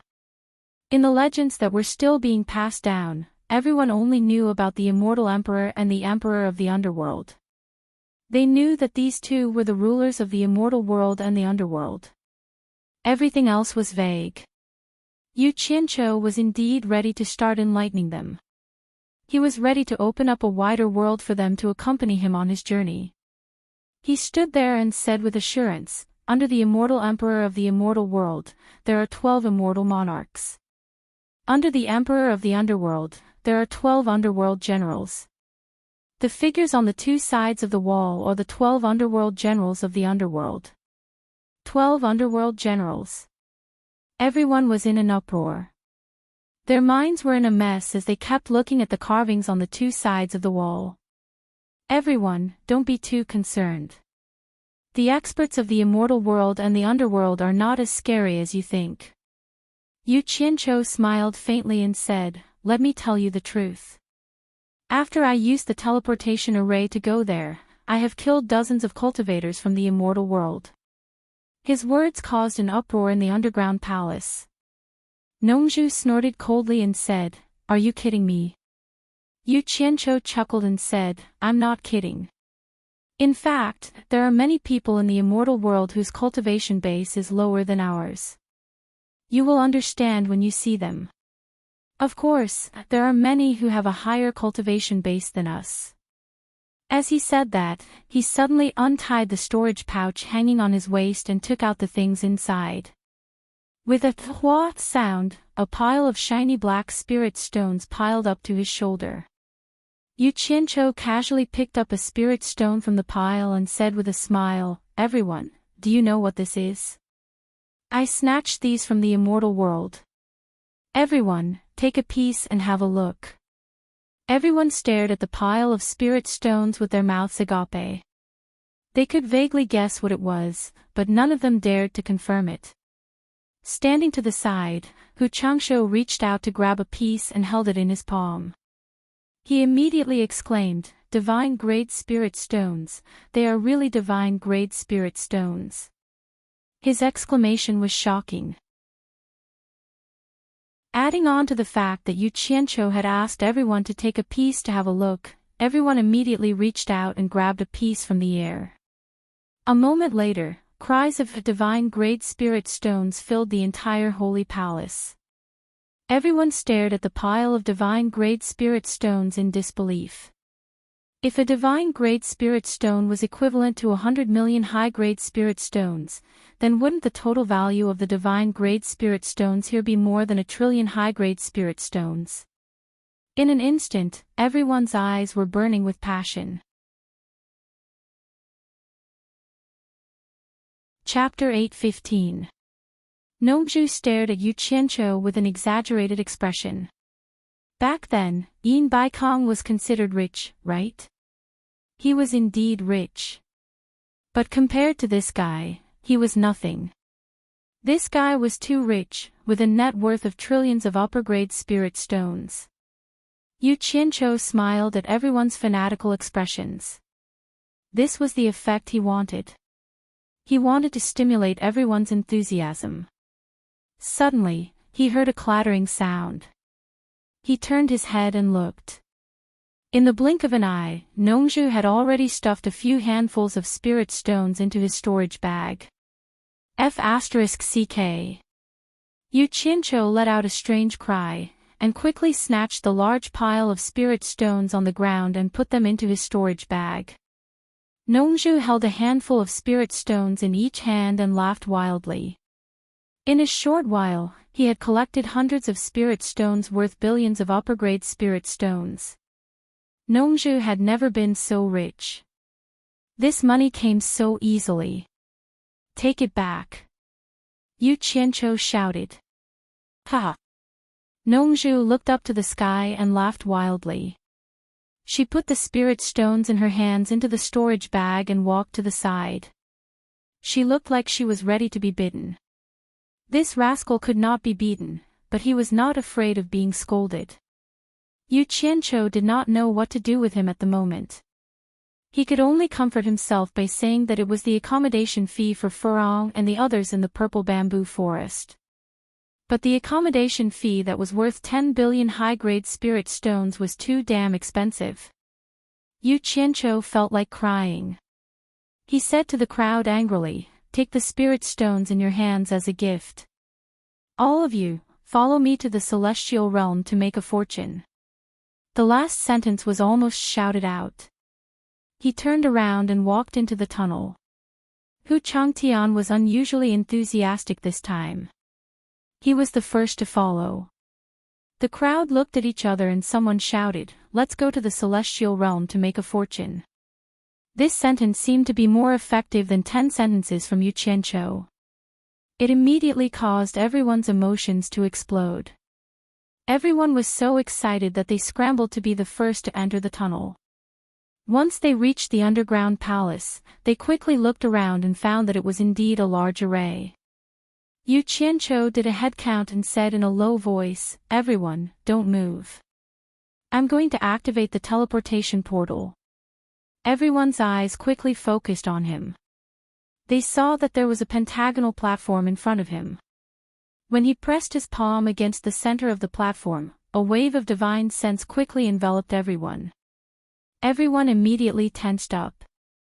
They felt as though the entire underground palace had moved a little. Suddenly, their eyes lit up, and their surroundings had changed. Everyone looked around and discovered that they were in a misty valley. The sky was white and misty, and they couldn't see the sun. Amidst his shock, he suddenly discovered that the misty white fog was actually formed by the condensation of dense spiritual energy. It was indeed not a place that the human world could compare with. Suddenly, someone shouted, "Everyone be careful, there has been a fight here." None of these people were to be trifled with. They were all ambitious and ruthless characters. Their reactions were top-notch. As soon as they heard someone shout out those words, they immediately spread out in all directions. Their magic tools were already in their hands, and their gazes were like owls as they looked around vigilantly. Yu Qianqiu waved his hand and said, "Don't be nervous, everyone. These people were already dead when I left." Everyone heaved a sigh of relief, but they didn't need to say anything. They almost subconsciously formed groups of 2 or 3, leaning against each other with their backs against each other, and silently looked around every corner of the valley. When they were in the human world, they might have been enemies, but in this foreign land, they suddenly became incomparably trusting and unprecedentedly united. Nongju looked around and immediately asked curiously, "Is this the immortal herb garden?" Yu Qianzhou nodded slightly and said, "This immortal herb garden is called the Realm of Divine Ruins. Legend has it that it was a place for cultivation opened by the ancient gods, but it was later abandoned for some reason. It opens to the immortal realm once every 100 years for a month. During this period, all the sects in the immortal realm will send people to search for rare treasures."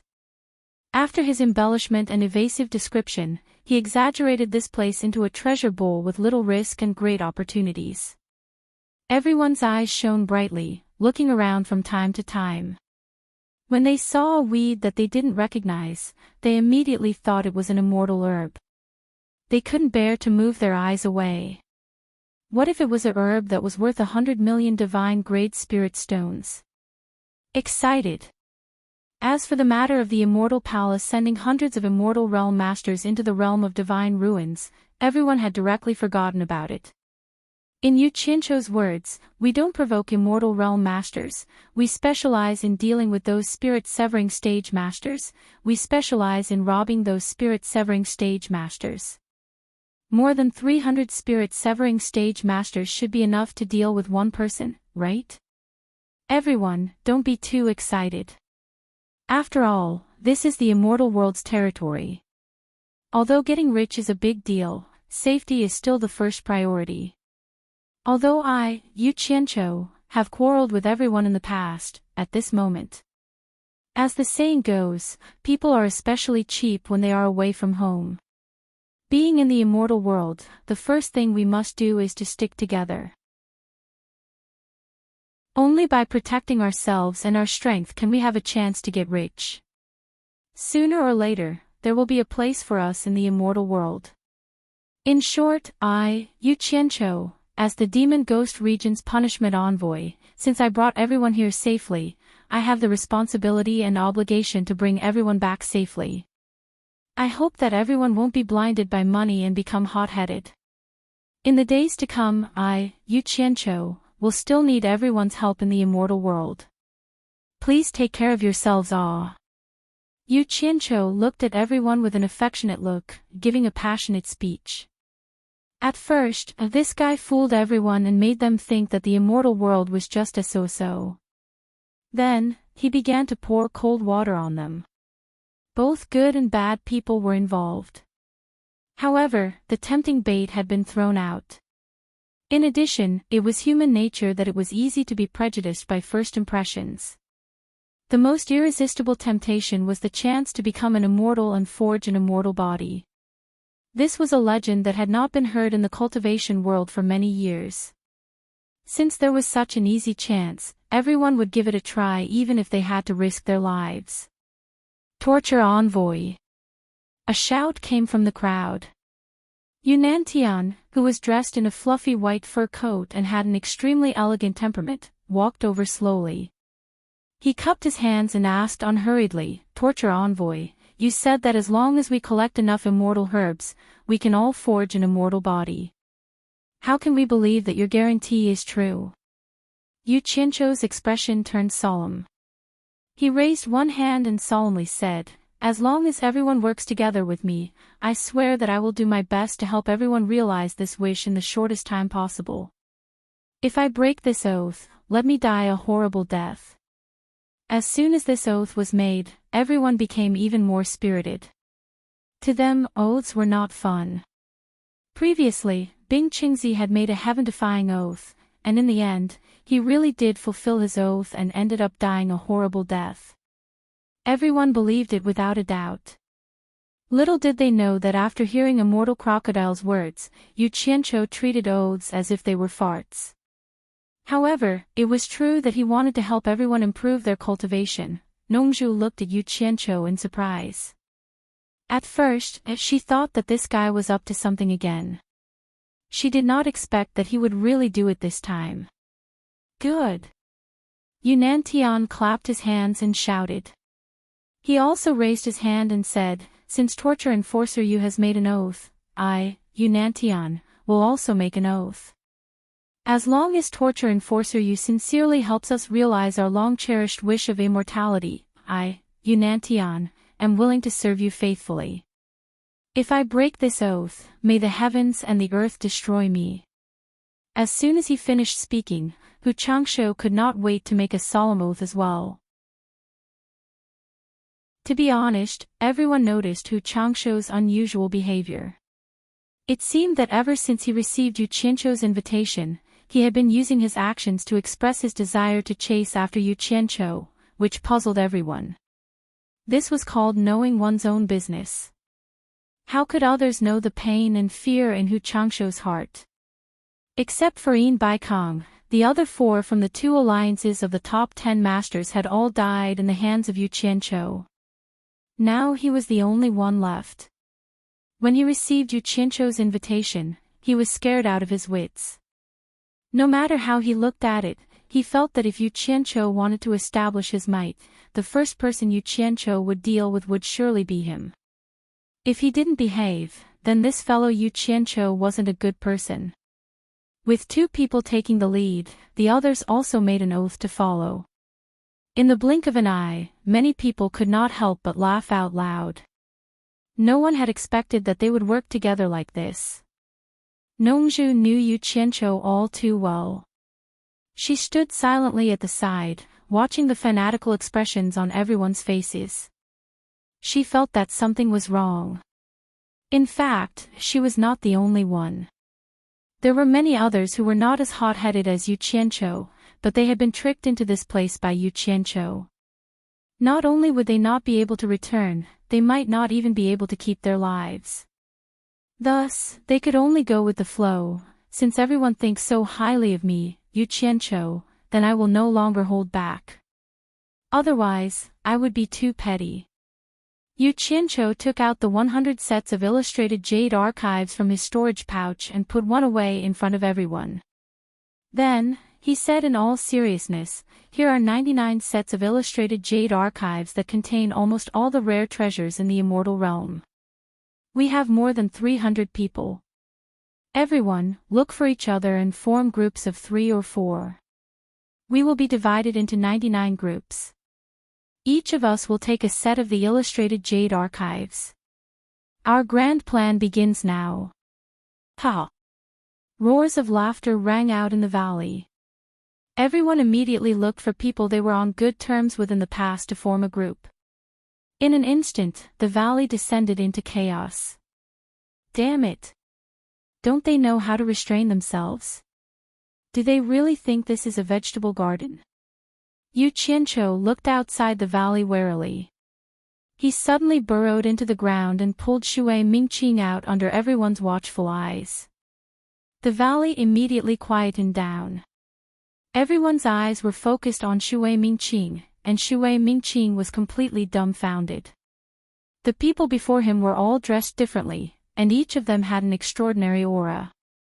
Although they were all cultivators in the soul-forming stage, they faintly exuded an air of superiority that he could not compare to. He was very sure that these people were definitely not the dull disciples from the various sects who had been restrained for a long time. Their gazes were like owls, sending chills down one's spine. Chapter 8:16. Shui Mingqing's late-stage soul formation cultivation naturally attracted everyone's attention. The cultivation world had never seen this person before, so everyone vaguely guessed that he was someone from the celestial world. "Everyone, let me introduce a friend to everyone."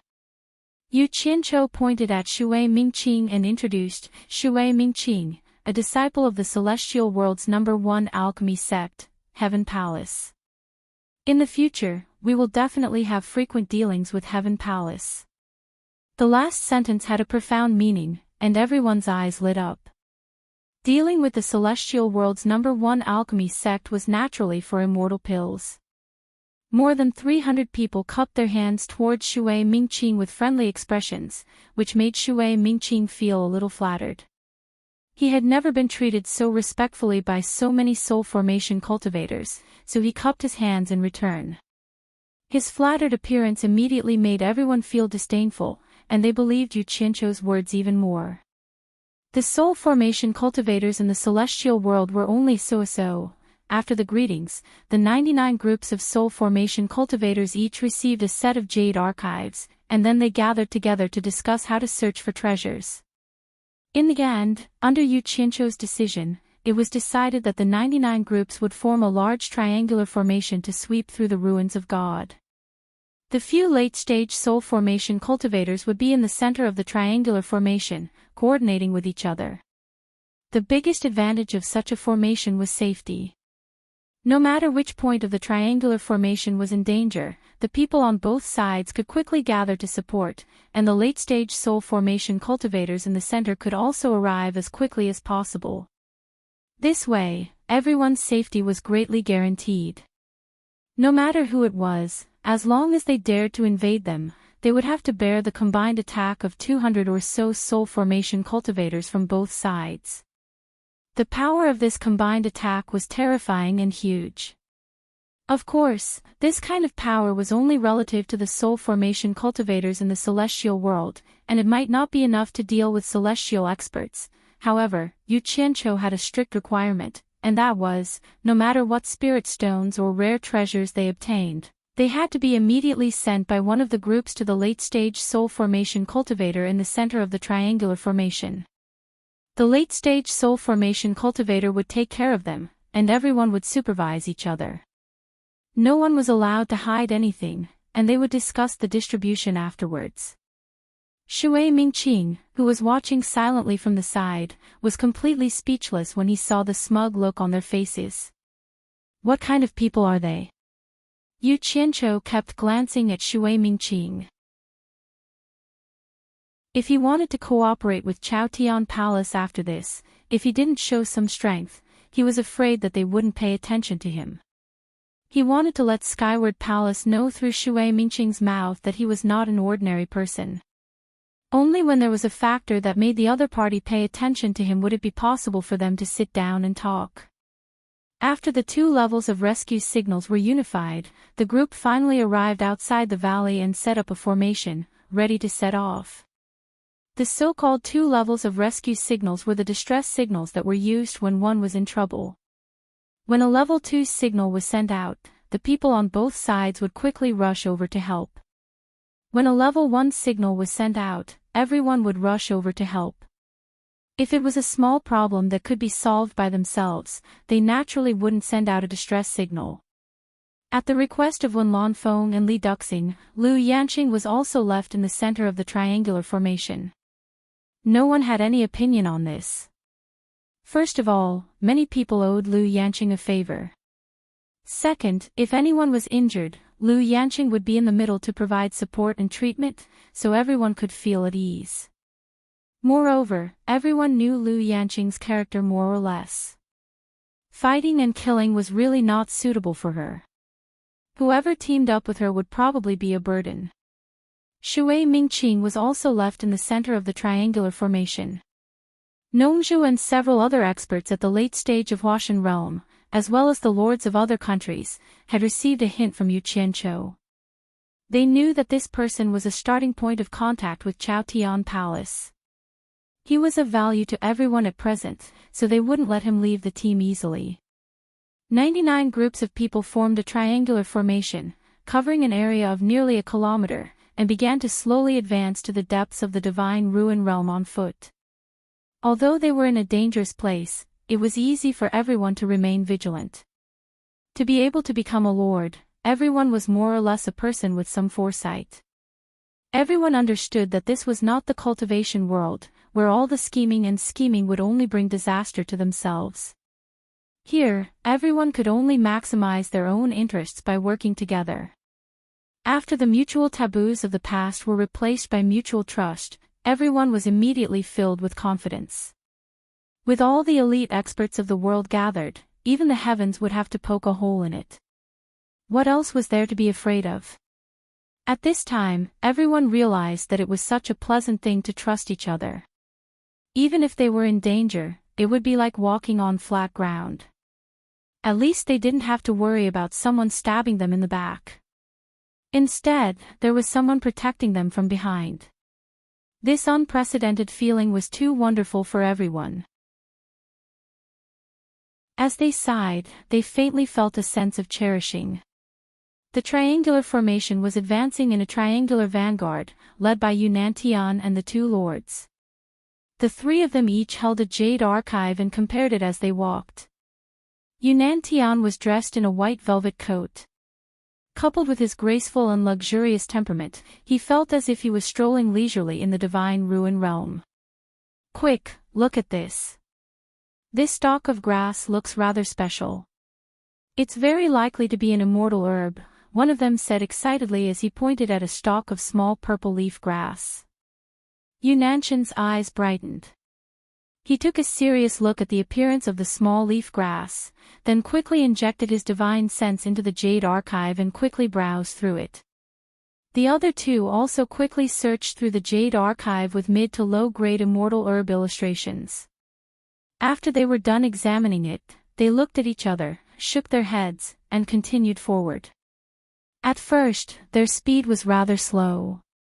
After everyone repeatedly compared the jade archive, they gradually formed an impression of the contents. Most of the weeds in the divine ruin realm could be eliminated with a glance. With the powerful memory of these elites of the world, it didn't take them half a day to memorize most of the contents of a jade archive after repeatedly browsing through it. Thus, everyone exchanged jade archives of high, low, and middle grades, and the speed at which they advanced gradually increased. As for Enchanting, he was a person who couldn't stay idle. With so many people searching for spiritual herbs, he wouldn't make much of a difference.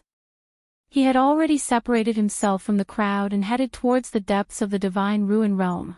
As for how big the divine ruin realm was, Enchanting had no idea. Thus, he didn't know where the deepest part of the divine ruin realm was. According to common logic, the entrance to the divine ruin realm extended in all directions. The deeper one went, the deeper one went. After leaving the triangular formation and flying for a while, he could gradually sense that there were people coming and going in his desolate surroundings. From time to time, someone would use their divine sense to spy on him. The people hiding in the dark were very careful. When they saw him flying so casually in the divine ruin realm alone, coupled with the fact that they couldn't see through his cultivation, they immediately guessed that he wasn't a good person and took the initiative to hide far away. From time to time, Enchanting would sweep his cold gaze around, but he couldn't be bothered to argue with them. When the people in the triangular formation behind him pressed forward, with the fanaticism of those 300 people, these people would definitely suffer. Even if they didn't provoke the experts of the various countries, the latter wouldn't let them off so easily. As they flew forward, more and more people appeared. In the end, they could already see groups of people wandering around the mountains looking for treasures. Traces of fighting could be seen everywhere in the mountains. The corpses with broken limbs told of the cruel battles that had taken place before. The battles below would always happen inadvertently, and Enchanting would always stop and watch with the mentality of watching a good show. Often, when one side suddenly discovered some rare treasure that had yet to be collected, the other side also discovered it. The two groups of people would immediately rush over crazily to snatch it, quickly fighting each other. However, when this happened, the surrounding people would immediately smell blood like locusts and approach them covetously. Regardless of whose hands the stolen treasures ended up in, the onlookers would quickly judge the strength of the person who got the treasures from the fight. If the person who got the treasures was still strong enough, naturally, no one would dare to touch them. Another point was to evaluate the value of the treasure and whether it was worth risking one's life to snatch it. If the value was very high, even if the winner was strong enough, it would still be a very troublesome matter. At the same time, there would be a few groups of people following behind, looking for opportunities to snatch it. After standing on the small hill and watching the bloody fight, he realized that there were many malicious gazes staring at him, who was alone. Enchanting sneered and jumped up.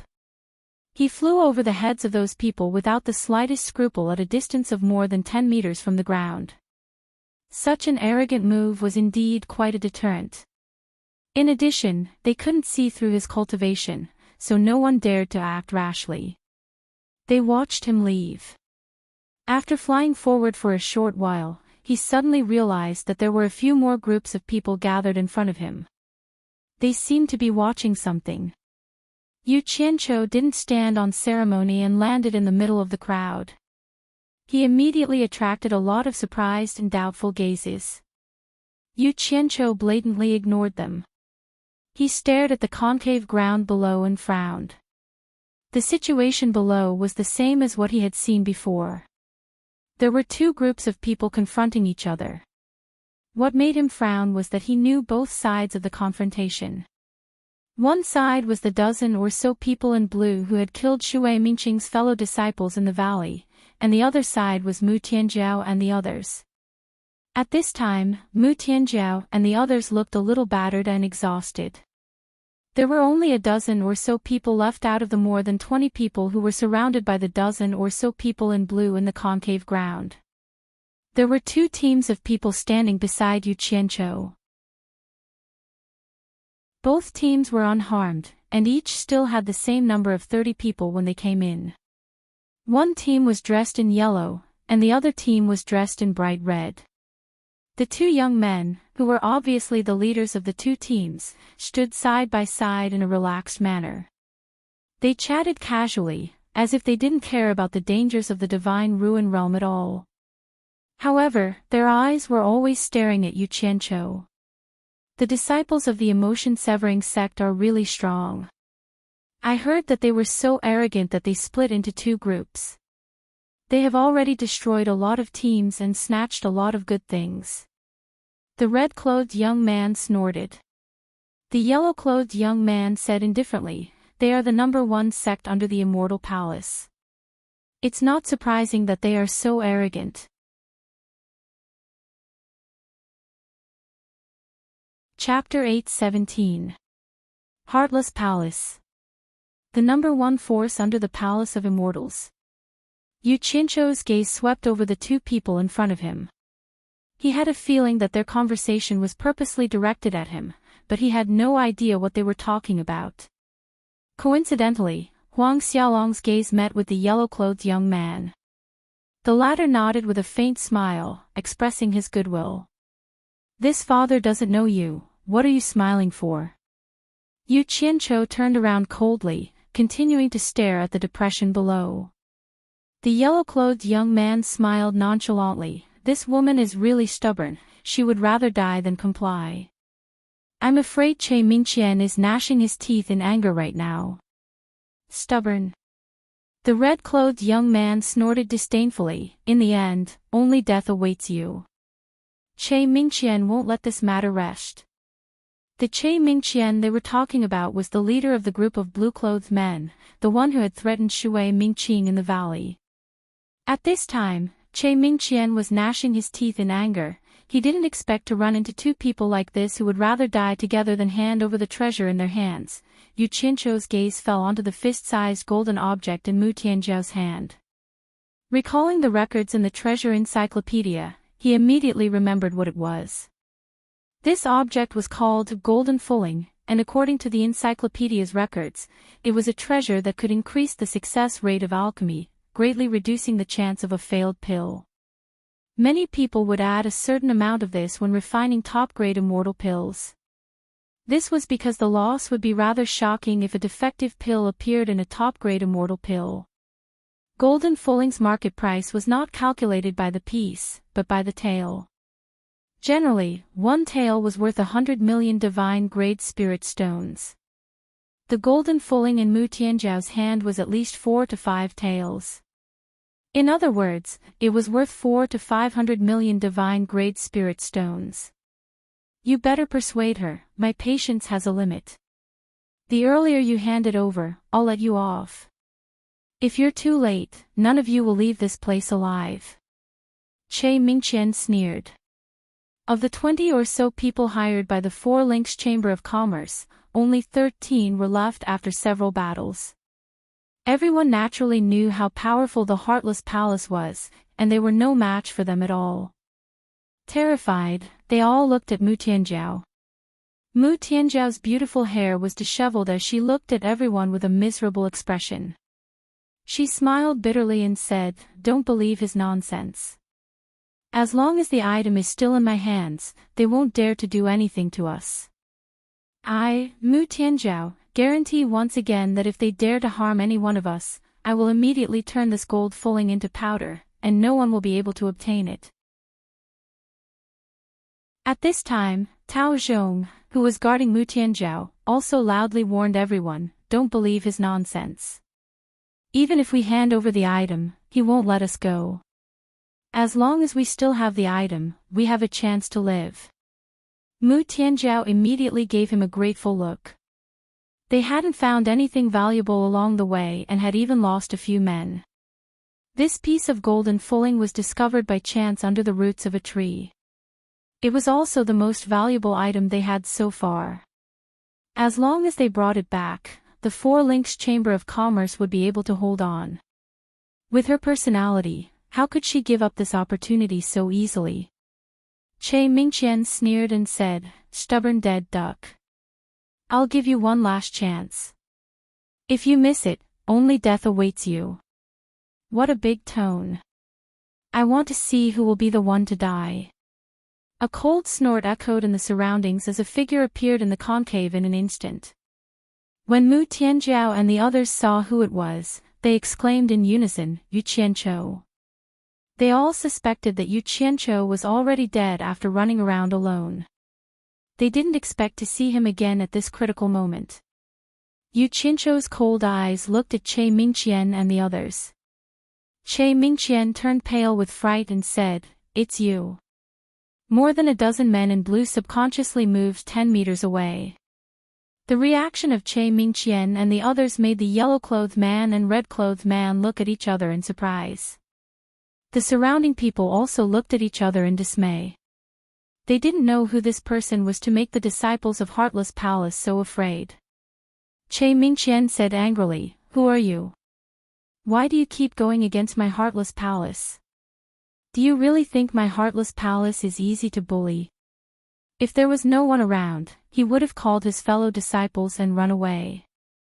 However, under the watchful eyes of so many people, the Passionless Palace couldn't lose face as the #1 sect in the immortal world. What a joke. I'm not that bored. Yu Qianqiu said indifferently, "For Link's Chamber of Commerce is my employer. You snatched things from me. Who do you think is going against who? I didn't expect Heartless Palace to be so arrogant to the point of lying." As he spoke, his aura had already locked onto the disciples of Heartless Palace.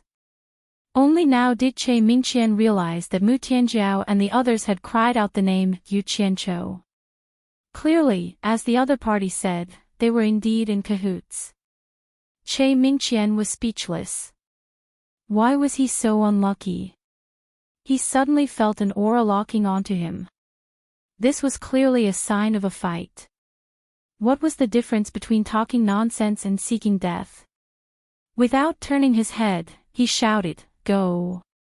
The group of Heartless Palace disciples had just teleported away when they saw Yu Qianqiu snort coldly, trying to run. He opened his arms at the same time, and the surrounding air suddenly exploded with a dozen balls of white smoke. Dense streams of light flashed out of Yu Qianqiu's sleeves and quickly drilled into a dozen or so clouds of white smoke. After flashing for a while, they quickly returned and drilled back into his sleeves. The air was filled with smoke, and the dozen storage bags fell to the ground with a thud. Yu Qianqiu said indifferently to the people of Four Links Chamber of Commerce who were dumbfounded, "No wonder Heartless Palace specializes in robberies. It's easy to get things. I think it's worth learning from them." With that said, he raised his hand and took the scattered storage bags into his hand, then put them away. The sounds of fighting could still be heard faintly in the distance, but this part of the world seemed abnormally quiet. Shock was written all over the faces of the people on the surrounding hillsides. Killing more than a dozen soul formation cultivators in an instant while teleporting away was definitely not something an immortal expert with a lower cultivation base could do. The people of Four Links Chamber of Commerce looked at Yu Qianqiu speechlessly, especially Mu Tianjiao. She now deeply suspected that Yu Qianqiu was not a soul formation cultivator at all. Such a miraculous method was definitely an immortal cultivator, and he must have used some sort of method to sneak in. After Mu Tianjiao recovered from her daze, joy surged in her eyes. With the help of such an expert, she would definitely be able to get what she wanted on this trip to the Divine Ruin Realm. She hurriedly bowed and said, "Thank you." As for whether Yu Qianqiu handed over the things he obtained, it was no longer important. Yu Qianqiu waved his hand and said with a smile, "You are my employer, this is my duty." As he spoke, his cold gaze swept across the surrounding spectators, full of warning. Immediately, many people quietly led their teams and left, knowing that this was no longer something they could do. However, they all secretly remembered the name Yu Qianqiu in their hearts. There were still two teams that had not left. The yellow-clothed man and the red-clothed man on the hillside looked at each other, nodded slightly, and floated over together. Yu Qianqiu narrowed his eyes and looked over. The red-clothed man cupped his fists and said, "I am a disciple of mythical fire palace, Hui Yunlong. I am a disciple of spirit cultivation sect, Du Feng."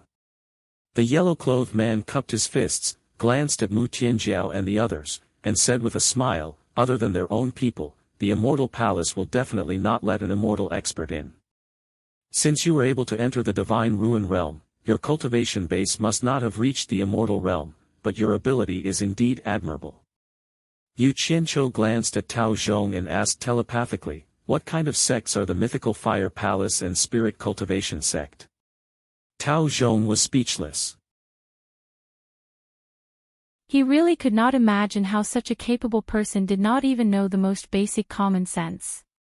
However, he did not dare to be disrespectful, and immediately replied telepathically, "The immortal world has the top 50 large sects, as well as the top 50 rich families or merchant associations.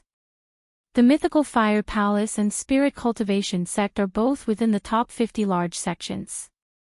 Although they are not comparable to the Heartless Palace, they are very powerful." Yu Qianqiu replied with an "Oh" and said, "I am Yu Qianqiu, what can I do for the two of you?" As he spoke, he could not help but look at Hui Yunlong. This was called not noticing, but once he paid attention, he would be shocked. He discovered that this guy had a head of red hair, especially his appearance and burly figure. He was simply printed from the same mold as the Nanming old ancestor. The only difference was that one had a beard and was a little older. If the two of them were placed together, people would definitely mistake them for father and son. If the spirit-severing experts from the various countries saw this later, who knew what their reaction would be? Du Feng smiled faintly and said, "The Heartless Palace is a vengeful sect. Of course, with Brother Yu's ability, there is naturally no need to be afraid of the disciples of the Heartless Palace in the Divine Ruin Realm. I wonder which famous family Brother Yu comes from. Why have I never seen Brother Yu before?" The hidden meaning in these words was very obvious. It was to tell Yu Qianqiu that the news of him slaughtering the disciples of the Heartless Palace would inevitably spread. As long as the news spread, without the protection of a famous family, the people of the Heartless Palace would definitely deal with him. I am just an unknown wandering cultivator. How would I be related to any famous family? It is normal that you have not seen me before. Yu Qianqiu said. Hui Yunlong and Du Feng looked at each other, and a strange look flashed in their eyes. Du Feng smiled and said, "There are many heroes in the wilderness. Brother Yu, there is no need to belittle yourself. Moreover, how many of the founders of famous families are not wandering cultivators? Let's take the 12 great immortal monarchs in the celestial world for example. There should be 13 great immortal monarchs now. Which one of them isn't a wandering cultivator? That is why it is said that there are crouching tigers and hidden dragons among the wandering cultivators. There are often some wandering cultivators who amaze the world with a single brilliant feat. 13 Great Immortal Monarchs. Yu Qianqiu frowned and muttered with a puzzled expression. Brother, you might not know this, but there are currently not many people who know this news. Du Feng smiled and explained, after the battle with the myriad swords demon lord, because a few immortal monarchs had fallen, a few immortal monarchs became vacant. Later on, the Celestial Emperor promoted a few powerful figures from the celestial world to fill the 12 immortal monarchs. Who knew that after all these years, immortal monarch Ji Wu, whom everyone thought had fallen, would return from the human world? However, it was not good to dismiss the other immortal monarchs, so there were the 13 great immortal monarchs now.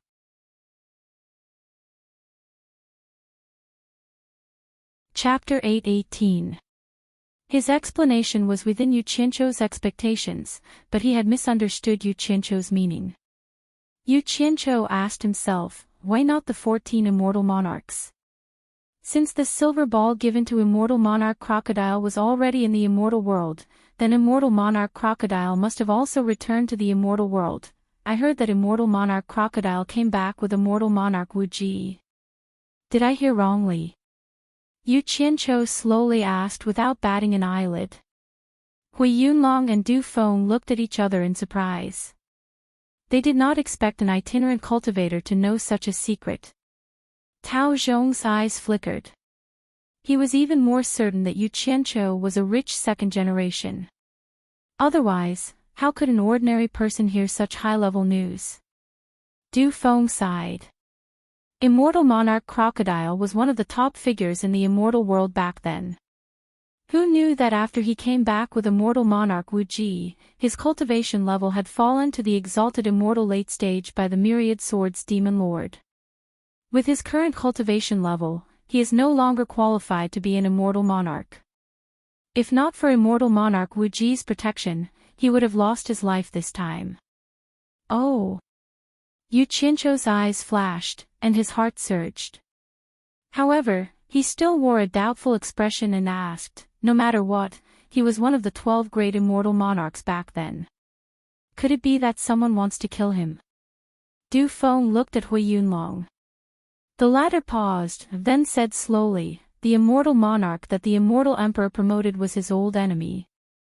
Not only did this enemy occupy immortal monarch crocodile's immortal crocodile palace, but he also slaughtered immortal monarch crocodile's trusted aides. I heard that because of this, immortal monarch crocodile could not hold back his anger and spoke rudely in the palace. He talked back to the immortal emperor on the spot and was seriously injured.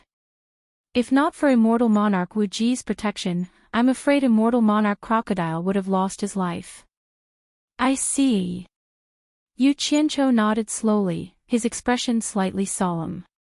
He couldn't help but sigh in his heart. Old monster, you yourself once said that there's no place for you in the immortal world. Why are you asking for trouble? However, he could understand Immortal Lord Crocodile's feelings. Immortal Lord Crocodile had spent so much effort to return to the celestial world because he was confident. Perhaps he wanted to find his trusted subordinates and make a comeback. Who knew that when he returned, he would find that everything had changed. Not only had his trusted subordinates been killed by his enemies, but even his territory had been occupied by them. The most unbearable thing was that all of this was tacitly allowed by the immortal emperor that he was loyal to all those years ago. This was tantamount to breaking his last trace of hope, so how could he swallow this? It was understandable that he was impulsive. The level of the conversation between the three was too high, so Mu Tianjiao and the others had no right to interrupt. They could only listen quietly from the side. Besides, this kind of high-level grudge was not something they could usually hear. In that case, Immortal Lord Crocodile, who was severely injured by the Immortal Emperor, has been taken away by Immortal Lord Wu Ji. Yu Qianqiu asked again. It should be. Hui Yunlong nodded. Du Feng's eyebrows twitched slightly. He found that Yu Qianqiu seemed to be very concerned about Immortal Lord Crocodile. He could not help but ask, Brother Yu, do you know Immortal Lord Crocodile? Yu Qianqiu was startled. He said in surprise, "How could I know him? I'm just a little impressed. It's the first time I've heard of someone daring to talk back to an immortal emperor. If there's a chance, I'd like to meet this audacious immortal Lord Crocodile. By the way, where is immortal Lord Wu Ji who took away immortal Lord Crocodile?" Du Feng smiled. Actually, immortal Lord Wu Ji's original immortal palace has also been occupied by another immortal lord. Logically speaking, there has never been a 13th immortal lord in the celestial world since ancient times. Even if immortal Lord Wu Ji returns from the human world, it is unlikely that he will become an immortal lord again. But immortal Lord Wu Ji is a little special. At this point, he stopped, but the smile on his face was somewhat ambiguous. Yu Qianqiu asked suspiciously, "Immortal Lord Wu Ji is a little special. What's so special about her?" Du Feng shook his head with a smile and said nothing more. Hui Yunlong, on the other hand, snorted. "What can't be said? It's something that everyone knows. The celestial world is divided into 13 celestial prefectures.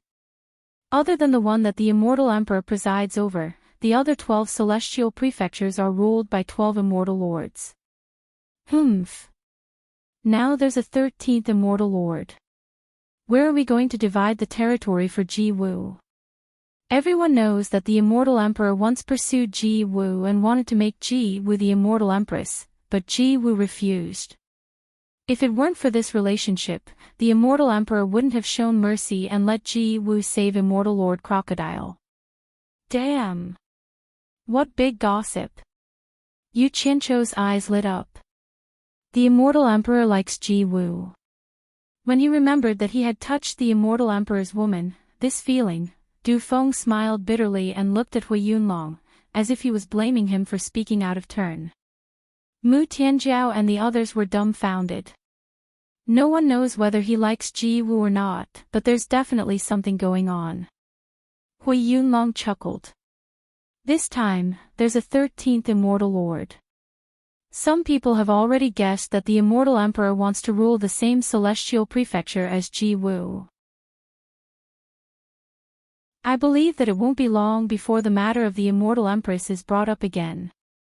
In fact, immortal Lord Ji Wu herself is well aware of this and has already rejected the appointment of another immortal lord.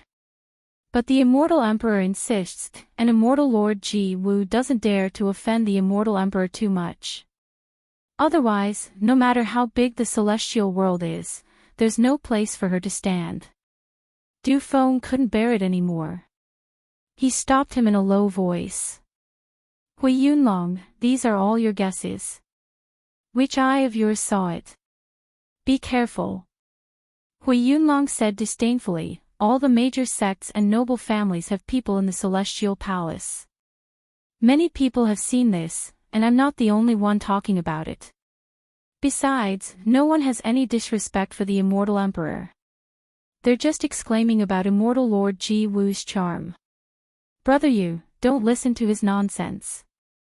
Du Feng changed the topic and smiled. I advise Brother Yu to give up on the idea of meeting immortal Lord Crocodile.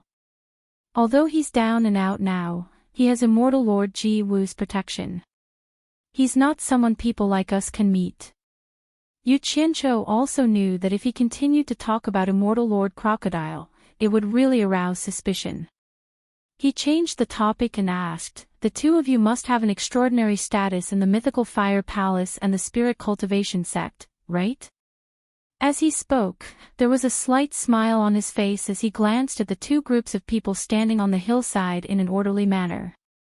These people were completely different from the groups of people from the other sections. These two groups of people seemed to be the subordinates of Du Feng and Hui Yunlong. Without receiving orders, they did not dare to move. Clearly, they did not have the kind of relationship that disciples from the same sect would have. Without a doubt, these two people had extraordinary statuses. Du Feng shook his head and smiled bitterly. Our status is a little bit different. Both of us are blood relatives of our respective sect leaders. The sect leader is our ancestor. But you also know that there are countless blood relatives like us in the various sects, so there's really nothing strange about it. Yu Qianqiu softly said, "Oh." He could understand this. The immortal world was different from the human world. If there were no accidents, the old guys in the immortal world would be old men who wouldn't die. After countless years, they would probably have countless children and grandchildren. However, he couldn't help but look at the two teams of people on the hillside. He had a feeling that things weren't as simple as Du Feng said. Du Feng clearly saw through his doubts, so he waved his hand and said, "Brother Yu, please don't misunderstand. Our fathers just happened to hold some positions in their respective sects, and these people are all disciples under our fathers." Brother, you will naturally understand the reason when you have the chance in the future. Yu Qianqiu looked at the two of them and said with a smile, "It can't be that the two of you are looking for me just to chat about family matters, right?" Du Feng looked at Hui Yunlong and said with a hearty smile, "The disciples of all the major sects in the ruins of God have gathered here. It has already become a place of trouble. Brother Yunlong and I were afraid that it wouldn't be safe, so we joined forces. I believe that there are many sects that are doing the same thing as us." As he said that, he swept his gaze across the people from the Four Links Chamber of Commerce. He stared at Yu Qianqiu and asked, "I wonder if the Four Links Chamber of Commerce is interested in joining forces with us to search for treasures. The treasures obtained will be divided equally among the three sections. What does brother you think? I'm only being hired by the Four Links Chamber of Commerce. I can't make the decision on this matter. I'm afraid." Yu Qianqiu stared at Mu Tianjiao. Before he could finish speaking, Mu Tianjiao took a step forward and bowed to him, saying, "Mr. Yu, please make the decision." Mu Tianjiao will listen to Mr.'s instructions. She could be considered a smart person. She naturally knew that the reason why large sects like the Mythical Flame Palace and the Spirit Cultivation sect were willing to take the initiative to cooperate was definitely not because of her Four Links Chamber of Commerce. A small chamber of commerce like the Four Links Chamber of Commerce would probably not even be willing to look them in the eye. Furthermore, they wanted to give a huge benefit to the Four Links Chamber of Commerce. It was nothing more than giving face to Yu Qianqiu. She naturally had to tactfully take the initiative to give up her authority. As long as she could tie down Yu Qianqiu, many problems would no longer be a problem. Du Feng and Hui Yunlong glanced at Mu Tianjiao and smiled at each other. They discovered that this woman was really a smart person. Yu Qianqiu stared at Mu Tianjiao and fell into a short silence. To be honest, he rather admired this woman and did not wish for anything to happen to her in this dangerous place. Besides, he also wanted to make friends with two large sections. After all, he was too unfamiliar with the immortal world and needed a starting point. He paused and said, "Since that's the case, I'll make the decision on behalf of the Four Links Chamber of Commerce. I hope that the Mythical Flame Palace and the Spirit Cultivation sect will take good care of the Four Links Chamber of Commerce." "Ha! Brother Yu is indeed a straightforward person." Hui Yunlong laughed. Du Feng also laughed and said, "Since it's a cooperation, everyone naturally has to take care of each other." Yu Qianqiu also followed the two of them and politely said. He understood in his heart that these two fellows would definitely not stick to him for no reason. They definitely had a purpose, but he did not point it out. He wanted to see what exactly these two fellows were plotting. After the three parties exchanged pleasantries, under Yu Qianqiu's decision, the three teams of people continued to head deeper into the Divine Ruin Realm.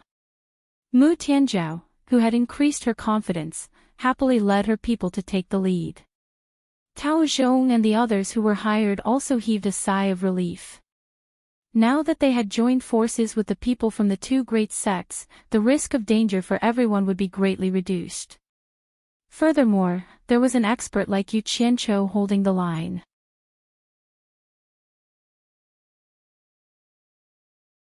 Chapter 8:19. The disciples of the Mythical Fire Palace and the Spirit Cultivation sect advanced in a formation on the left and right of the Four Links Merchant Guild. Yu Qianqiu, Du Feng, and Hui Yunlong followed behind them. The dense spiritual chi formed a mist that drifted in all directions, and exotic flowers and plants could be seen everywhere. The surroundings seemed to be forever white, and the sun, moon, and stars could not be seen. What surprised Yu Qianqiu the most was that he realized that there was no night here. No matter how much time had passed, it was always white. It made people feel like they were trapped in a nightmare that they couldn't break free from. It was so unreal. When he asked Du Feng and Hui Yunlong, the two of them were also confused about this strange phenomenon. It was said that ever since the day the Divine Ruins realm opened, the Divine Ruins realm had always been like this. Many people had the same doubts, but no one could figure out what was going on. On the way, Yu Qianqiu discovered that the major sects were truly major sections. Their deterrence was clearly not ordinary. Some of the people with ill intentions would immediately retreat when they saw the disciples of the Lifeire Palace and Spirit Cultivation sect taking a detour. This was not because the disciples of the two great sects had high cultivation bases. After all, the disciples of the various sects that entered the ruins of God had similar cultivation bases. The key was that they could not afford to provoke their backers. Otherwise, even if they gained an advantage in the ruins of God, it would bring disaster to their sects when they went out. The fighting and killing in the surroundings was endless. Tens of thousands of sects and hundreds of thousands of people were fighting with each other. It would be strange if they could live in peace. In short, it was those small sects that suffered from the calamity. They tried their best to hide and search for rare treasures, but they would always run into robbers who blocked their way. What he saw and heard along the way confirmed the saying that the weak were prey to the strong. The teams with weak backgrounds were angry, but they were forced to hide and flee. The teams with strong backgrounds were unscrupulously robbing the bright tribulations. Of course, the disciples of those big sects were not just for show. The sects behind them could stand tall in the immortal world without collapsing, so naturally, they had the ability to show off. The techniques that the disciples cultivated must be unique, and this was also the capital for them to be arrogant. Yu Qianqiu sighed, but he laughed coldly in his heart. He wanted to go back and see how the 300 people he brought were doing. He wondered if they had gotten used to it. But after thinking about it, he dispelled this idea. Although those 300 people came from the human world of cultivation, none of them were easy to deal with. They were all people who struggled to survive in the narrow space of the human world. The disciples of the various sects in the immortal world with superior conditions couldn't compare to them. Those 300 people could be said to be the elites of the elites in the world. As long as they had a suitable cultivation base as a guarantee, they could be thrown anywhere in the immortal world and become an ambitious and ruthless person. The reason why he brought them here this time was to let them go through a period of adaptation from the human world to the immortal world, and eliminate their subconscious fear of the immortal world after living in the human world for a long time. As long as these people's mentality was right, they would be of great use in the immortal world in the future, and they would become his right-hand men. He needed to slowly control and grasp the process. In fact, Yu Qianqiu's initial plan was to wait for the Divine Ruin Realm to be opened for a month before bringing the Utopia army here to search for spirit herbs. However, there was a very practical worry that made him dispel this idea. Once the Divine Ruin Realm was closed, no one knew what the situation inside was like. Furthermore, every member of the Utopia army was only at the tribulation stage, so they couldn't afford to take too much risk. However, he was eager to obtain the immortal herbs that could make him rich. There was definitely a limit to one person's ability, so he set his sights on the soul formation stage lords of the various countries. These people had more experience than the members of the Utopia army. To put it bluntly, the Utopia army could be used as the core combat power, but it was not suitable for them to go out and fight alone. In addition, the Immortal Palace restricted the entry of the various sects, so the Divine Ruin Realm became the best place for the lords of the various countries to train. Mu Tianjiao had just led a group of people over a small hill when they saw a group of people vigilantly looking around. In the middle of the group, a few people were quickly digging out a white plant root that was as thick as an arm from under a rock. There were only 20 people in this group, and when they suddenly realized that a group of people had appeared on the hill and were staring at them, they immediately became nervous. After seeing that it was Mu Tianjiao who was leading the group, the person holding the white plant root was stunned. He quickly stuffed the thing into his storage bracelet, then chuckled and said, "Enemies always meet. I was looking everywhere for your 4 links Chamber of Commerce, but I didn't expect you to deliver yourself to me." This person was called Enchanting, and he was none other than the leader of the 8 links Chamber of Commerce's team to enter the Divine Ruin Realm. Before entering, he had received a warning from the 8 links Chamber of Commerce's president, Qi Fengxing. If they met anyone from the 4 links Chamber of Commerce, they were to kill them all. Mu Tianjiao was also stunned. She didn't expect to meet people from the 8 links Chamber of Commerce under such circumstances. Almost as soon as their gazes met, a fierce look flashed across Mu Tianjiao's pretty face. She waved the silver shield in her hand and decisively shouted, "Kill." As soon as the words left her mouth, she rushed toward the other party without hesitation. Tao Zhong and the others were stunned. This group of people had always been hiding and keeping a low profile, and they had never taken the initiative to attack anyone. Mu Tianjiao had always been cautious, leading everyone on the edge of danger with fear and trepidation. They didn't expect that she would go crazy now. Everyone was stunned for a moment, but they immediately remembered that they had a powerful backer behind them. They immediately shot out and took the initiative to attack. The playful smile on Enchanting's face froze, and he looked a little stunned. It was already good that he didn't settle the score with them, but the 4 links Chamber of Commerce actually took the initiative to come to their deaths when they were at a disadvantage. He immediately shouted with a ferocious expression, "Attack!" The 2 groups of people quickly and fiercely collided, pushing the battle to its climax. Although Mu Tianjiao's figure was petite and looked like a weak woman, she was like a completely different person when she was fierce. She stared at Enchanting with no regard for her life, and with the silver shield protecting her body, she entangled Enchanting and fought with all her might. In the end, it gave Enchanting a fright, and she was almost unable to withstand the blows. She retreated as she dealt with them, shouting, "Stop her." After all, the 8 links Chamber of Commerce had the advantage in numbers, and had a few more people than the 4 links Chamber of Commerce.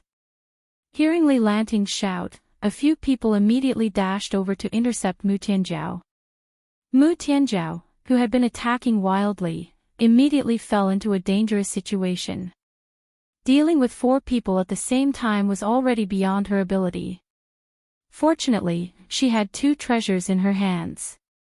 The silver shield for defense glowed with a silver light, and in the blink of an eye, it had already blocked several fatal attacks for her. Because of her fearless bravery, it immediately reduced the pressure on the other team members.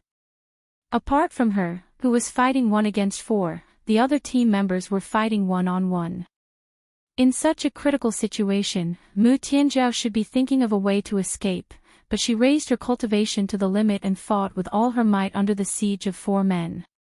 She was actually far from being as strong as she appeared to be. Her heart was like her appearance, just a weak woman. She also wanted to live the life of the young miss of another family. But the 4 links Chamber of Commerce was already in a precarious situation. Her father's character was weak, and it was not enough to support the overall situation. She believed that as an only daughter, she had no way out. At this time, she could only constantly strive for self-improvement. Hence, she shouldered the heavy burden without any hesitation, and decided to shield her father from the wind and rain. The attacks from the 4 people surrounding her were like a mountain. The web between Mu Tianjiao's thumb and forefinger had already split open from the impact, and fresh blood flowed out. But she still gritted her teeth with a pale face. She knew that Yu Qianqiu and the rest would see it soon, because they were not far from her team. She knew that at this time, she had to become stronger. She could not let everyone look down on her. She had to hold on, and let everyone see that even though she was a woman, she did not lose to a man. She knew that if she wanted to gain the respect of others, she had to do things that would make others look at her in a different light. Otherwise, respect would not come even if one begged for it. She knew that this was an opportunity for the Four Links Chamber of Commerce. Borrowing her relationship with Yu Qianqiu, if her contribution could gain the favor of the mythical Flame Palace and the Spirit Cultivation Sect, and establish a certain relationship after the matter, even if it was just a little bit of cooperation, then the Four Links Chamber of Commerce would be able to walk out of this dangerous situation. Her thinking was not wrong. In order to gain, there must be a price to pay. But for a woman like her to do such a thing, it was a little too heavy. That delicate shout of "kill" came from afar, and in addition to the intense sounds of fighting that followed, it immediately alerted Yu Qianqiu and the other two. The three of them looked at each other, and immediately flew up, directly to the hillside in front of them. Scanning the battlefield, the three of them immediately fixed their gazes on Mu Tianzhao, who was surrounded by 4 men. Mu Tianzhao's figure was originally petite, and at this moment, under the frenzied attacks of 4 men, she looked so helpless. Her resistance was already very messy, and it was obvious that she was barely holding on. But even so, she still fought to the death without retreating, and in the midst of her messy resistance, she did not forget to find time to counterattack. That unyielding aura caused Du Feng and Hui Yunlong to be slightly shocked. They saw something that was rare even in the immortal world, and that thing was called backbone. Yu Qianqiu narrowed his eyes as he stared below. He could already see the background of the other party from their clothing. He gritted his teeth and said in a low voice, 8 Links Chamber of Commerce again, they are really tired of living. The commotion of the battle naturally alerted the mythical Flame Palace and Spirit Cultivation Sect disciples on both sides. 2 groups of people appeared from the left and right, and their gazes were fixed on their respective leaders. Du Feng and Hui Yunlong's eyes flashed with killing intent as they shouted in unison, "Kill!" The disciples of the 2 great sects rapidly formed an encirclement, and quickly joined the battle. The situation was instantly reversed. "Ah!" A few screams rang out. Li Lanting looked at the figures that were flashing in all directions, and anxiously shouted, "Everyone, please show mercy. We can discuss this, as long as we have it, we can give it to you."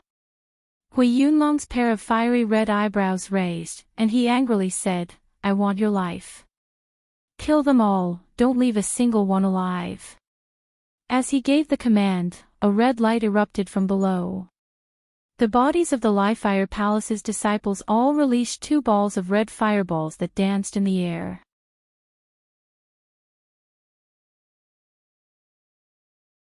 Chapter 820. As soon as the fist-sized fireballs appeared, they nimbly shot towards the disciples of the Bada Chamber of Commerce. Li Lanting exclaimed, "Mythical Fire Palace! Retreat! Don't touch it!" Unfortunately, it was too late. Many of the Bada Chamber of Commerce's disciples subconsciously released their flying swords to block the fireball. Who knew that when the flying swords hit the fireball would immediately collapse into countless stars? The exploding sparks seemed to have a mind of their own as they drew lines of fire towards the attackers. The 8 Pagoda Chamber of Commerce disciple was shocked and immediately released his chi of vigor to defend himself. Who would have thought that the sparks would not be extinguished? They swarmed over and touched the chi of vigor, causing the fire to rise. In an instant, the person hiding in the chi of vigor was wrapped into a bright red fireball. There were also disciples of the Bada Chamber of Commerce who were trying to teleport away. However, the sparks that were scattered all around had already sealed off the surroundings. There was no space for them to teleport safely. Those disciples of the Bada Chamber of Commerce who had underestimated the power of the sparks immediately suffered a calamity. They crashed into the sparks that were densely woven like a net and were instantly ignited into flames. Ah! Several mournful screams rang out as the people on fire struggled in the air, trying to extinguish the flames on their bodies. However, these flames were extremely fierce. They were like maggots that could not be extinguished at all. They wrapped around their bodies and burned crazily. These people did not fly far before they saw rays of mysterious light shooting out from the hands of the spirit cultivation sect disciples, killing the people on fire who were trying to escape. After these flaming men fell to the ground with a thud, they struggled a little and then stopped moving. Piles of flames burned on the undulating hills around them, and a burnt smell filled the air. Yuchincho's gaze fell on the hands of the spirit cultivation sect disciples. He saw that each of them was holding a long and narrow silver token in one hand. It was about 2 feet long, wide at the top and narrow at the bottom, and the wider it was, the thinner it was. The sharp end was like an iron pestle in one's hand, and the cloud pattern on the token was engraved with the word Spirit. The mysterious light that shot out from the hands of the spirit cultivation sect disciples was this item. This was the first time that Yuchincho had seen someone use this as a magic treasure. At this moment, the spirit cultivation sect disciples suddenly shouted in unison, "Break!" The token in his hand had already transformed into a beam of light and shot out. Its sharp tip was like a steel needle that had punctured a balloon, easily piercing through the 8 pagoda chamber of commerce's disciples' protective aura. As soon as the protective aura was broken, the raging flames immediately collapsed and converged, instantly attaching to the person inside and burning. Ah! Miserable screams rang out as the mystic light shot into the raging flames, easily piercing through them and immediately ending the ear-piercing screams. One by one, the burning men fell to the ground, emitting a disgusting burnt smell. The members of the 4 Links Chamber of Commerce stood there blankly. Once the 2 great sects made their move, they no longer had the chance to intervene. In the blink of an eye, the battle was over. Compared to their bitter struggle, the methods of the 2 sects were indeed much stronger. Yuchincho's gaze landed on the burning corpses, revealing a thoughtful expression. He was previously shocked by the fire-controlling methods of the mythical Fire Palace disciples. Only later did he realize that there was something in the fireball that was released. It should be something similar to oil. It was not as he had thought, that they could use the same method to control the flames as he did. After it was over, Mu Tianjiao flew over with her messy hair. She bowed to Du Feng and Hui Yunlong. "Thank you for your help, otherwise, Mu Tianjiao would have lost my life here. Miss Mu, you're too polite. We're allies, so it's only natural for us to help each other." Du Feng paused as he stared at Mu Tianjiao's bloody palm.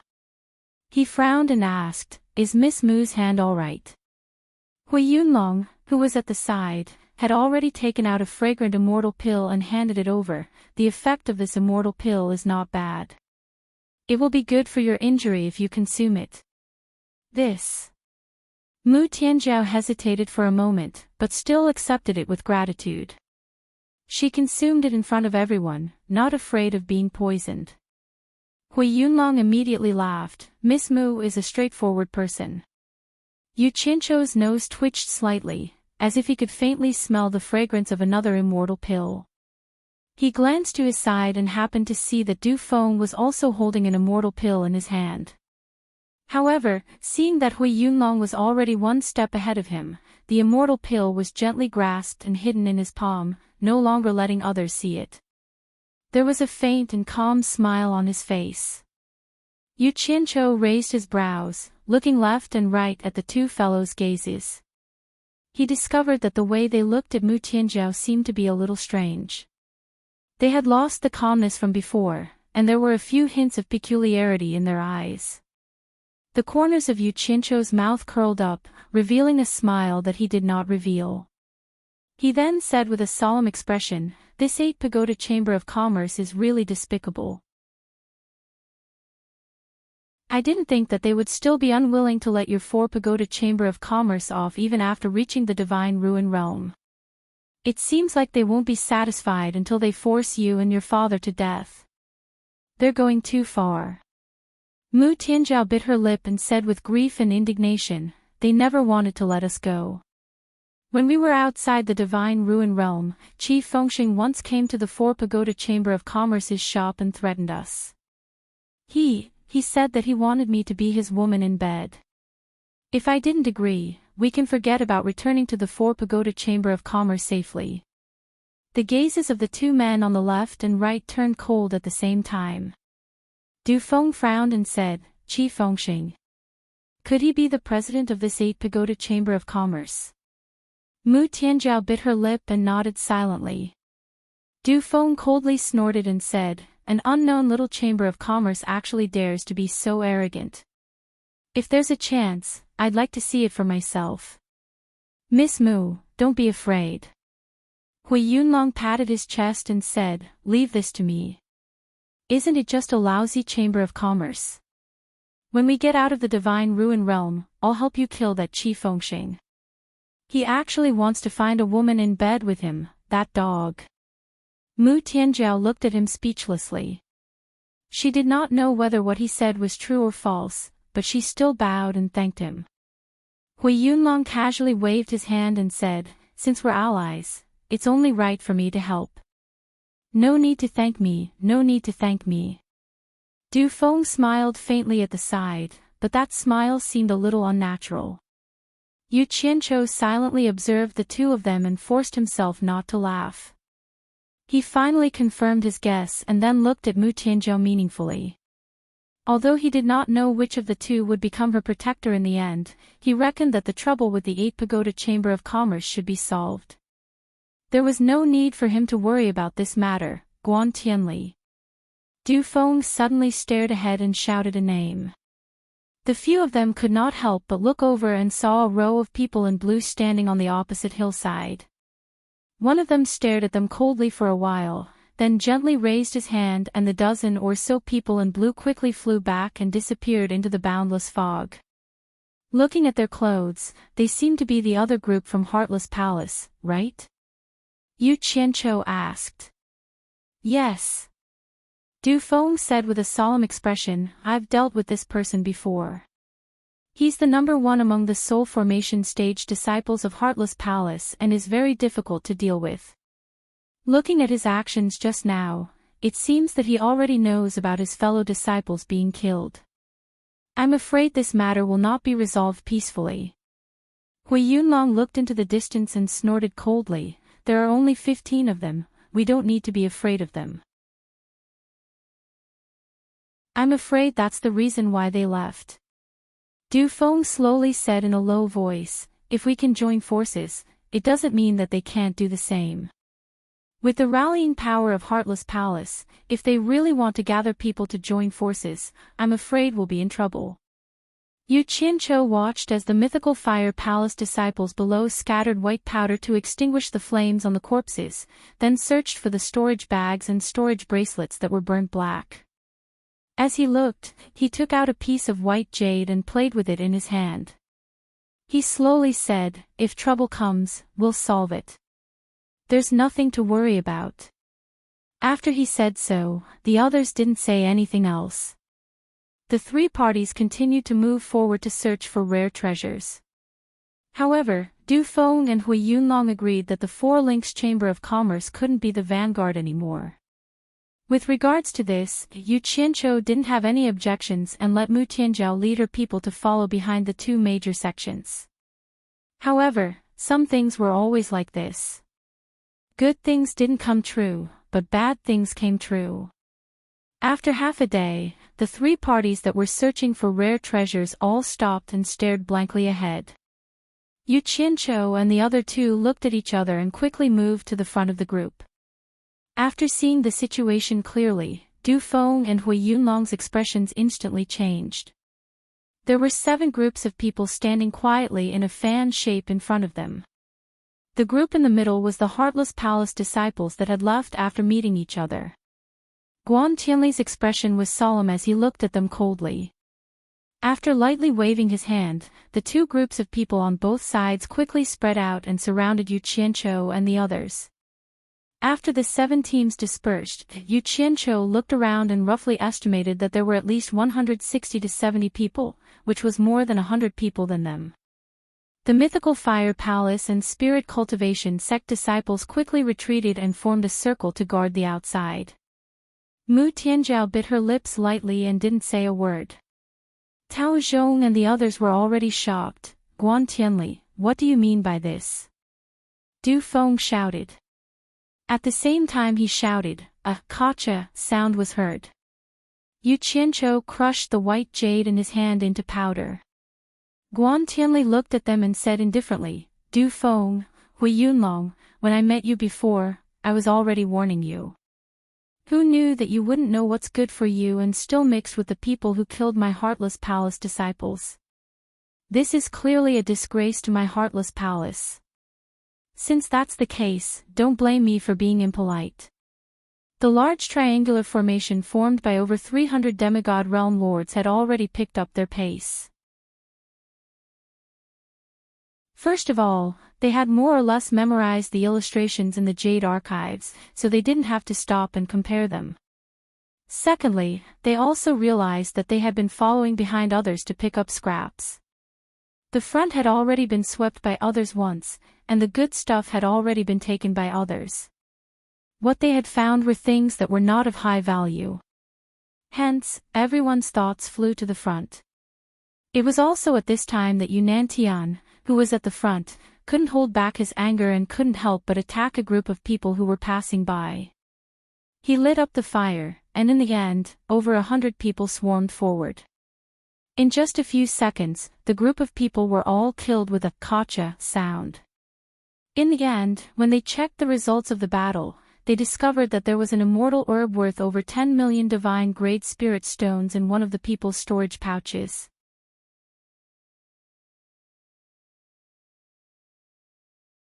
Chapter 821.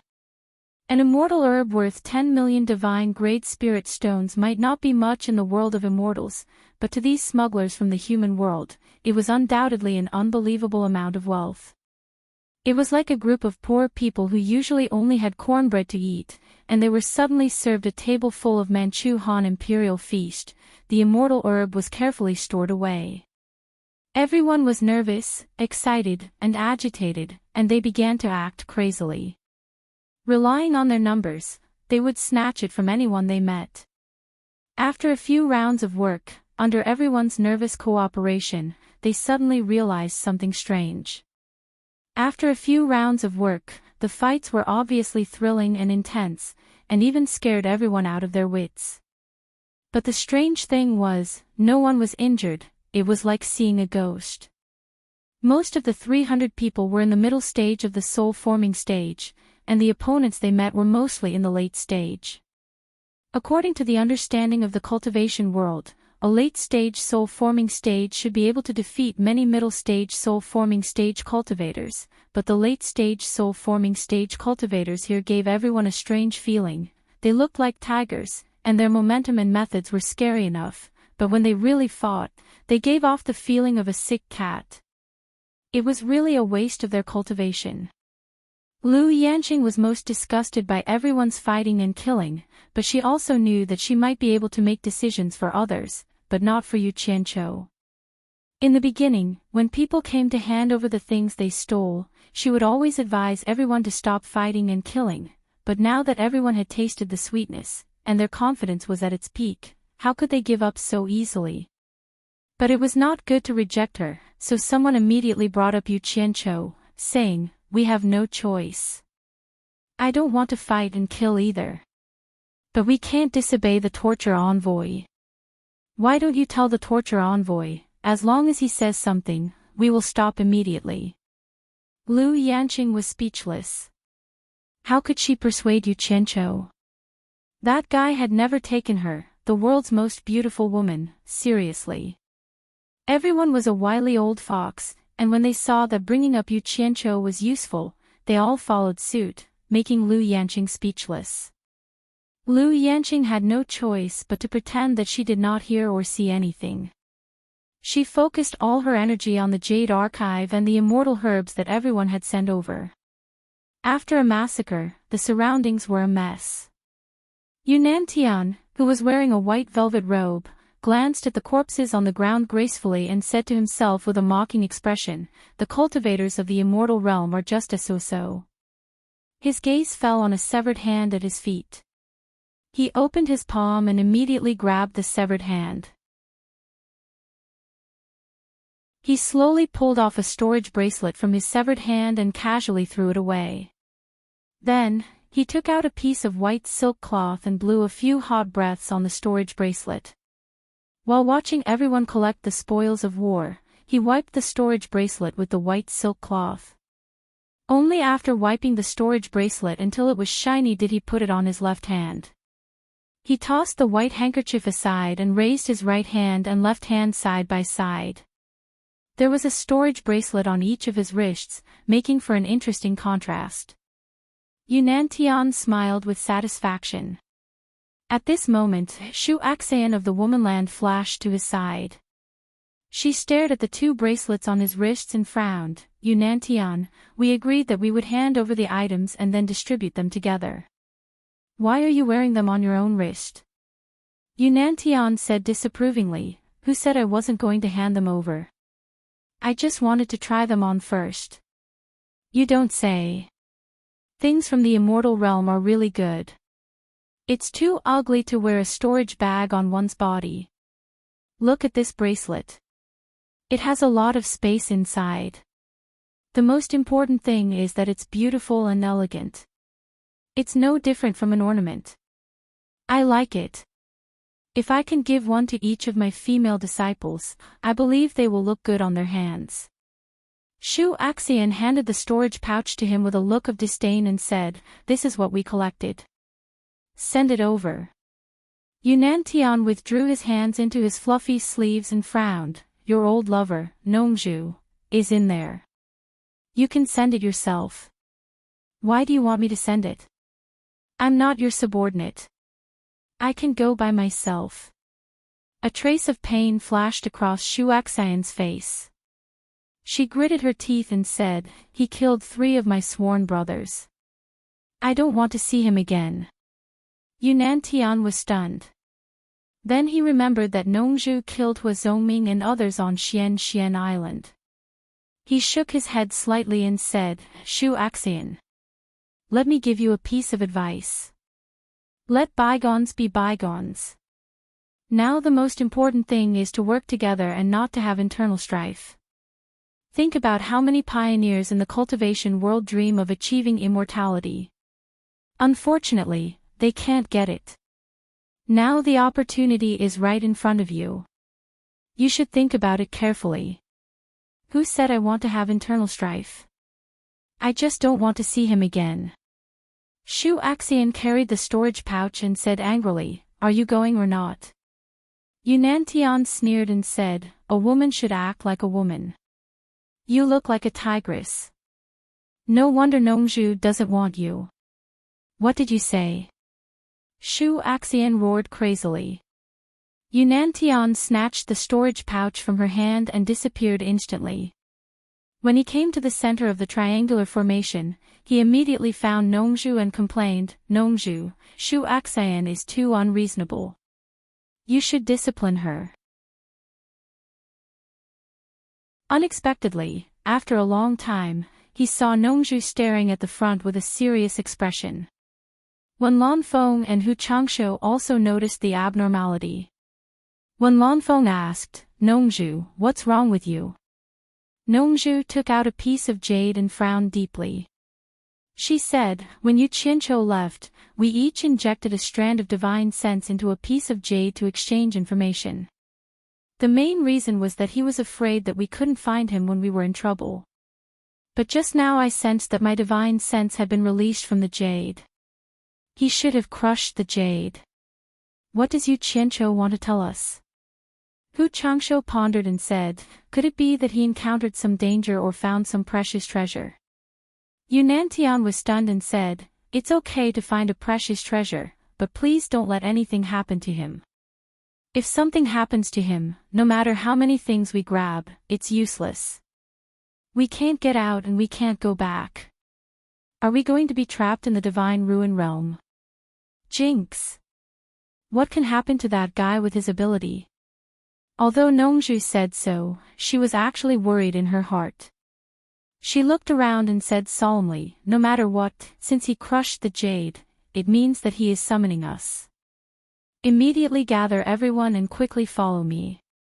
Several people already felt that something was wrong. They did not dare to hesitate and quickly gathered people. After a while, more than 300 people gathered again.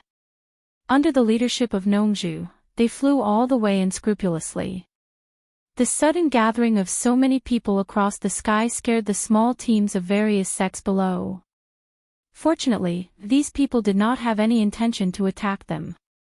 After the disciples of various sects watched these people go far away, they all suspected that something big had happened ahead, or some precious treasure had appeared. Otherwise, it would be impossible for so many sects to gather together and act together. These people's clothes look varied. Why do I feel that they don't look like disciples of the celestial world sects? The crowd below thought as they watched them fly away. The person beside him laughed and said, "There are no less than 10,000 sects, chambers of commerce and clans in the celestial world. Can you recognize all of them?" The former frowned and said, "These people don't have a uniform. Don't tell me that they are made up of people from hundreds of sections." The latter rubbed his chin and pondered, "You don't say, it really is possible. I know one of them and have interacted with him once. He is a disciple of the Chaotian Palace, his name is Shui Mingqing. Mythical Fire Palace, Spirit Cultivation Sect and Four Links Chamber of Commerce were surrounded." Du Feng looked around and shouted in a deep voice, "What benefits did the Heartless Palace give you? You actually helped them to deal with us. We are all famous sects, there is no need to be so extreme, right? Aren't you afraid of causing a war between sects?" Guan Tianli said indifferently, "Du Feng, you think too highly of yourself.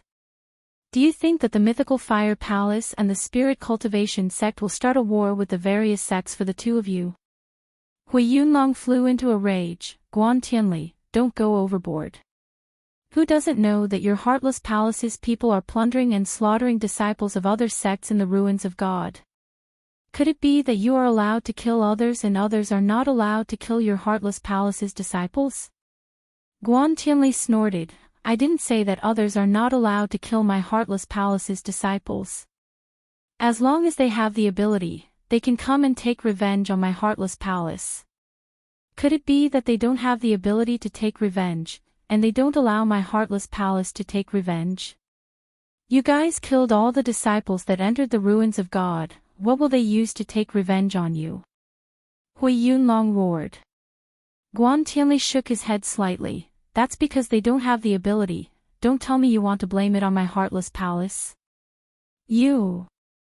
Hui Yunlong was so angry that he was speechless. The eyes of Yu Qianqiu, who was constantly paying attention to the rear, lit up. He saw two figures descend from the top of a mountain not far away. Nongju and Hu Changshu had already arrived first. Actually, this place was not far from where the hundreds of people were. It was only a few dozen kilometers away. With their cultivation, it would not take long for them to rush over at full speed. Yu Qianqiu looked around at the crowd that had gathered to watch the show, and immediately secretly sent a sound transmission to the two of them. After making some arrangements, Nongju quickly flew back, leaving Hu Changshu to watch.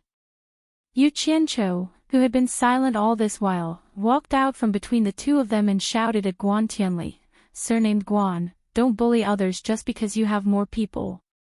I am the one who killed the people of your Heartless Palace, it has nothing to do with them. If you have the ability, then come at me alone. Whether it's one-on-one or all at once, I will accept it." Guan Tianli said indifferently, "I heard that your methods are extraordinary, I don't dare to take that risk, it's safer to bully others with numbers." As he spoke, he looked at the two sides and said, "Everyone, what are you waiting for, let's make our move." At this moment, someone shouted from afar, "Bully others with numbers. Good. This is my favorite thing, let us join in the fun." Everyone looked in the direction of the voice, only to see a group of densely packed figures flying over from behind the mountain. You're tuning in to the LoveLore Library YouTube channel. We're so grateful for your support, and don't forget to subscribe to join us on this incredible journey through captivating stories. Your generosity through donations truly makes a world of difference, as it's the primary source of revenue that allows me to expand and enhance this channel for you. Thank you from the bottom of my heart for being a part of this adventure.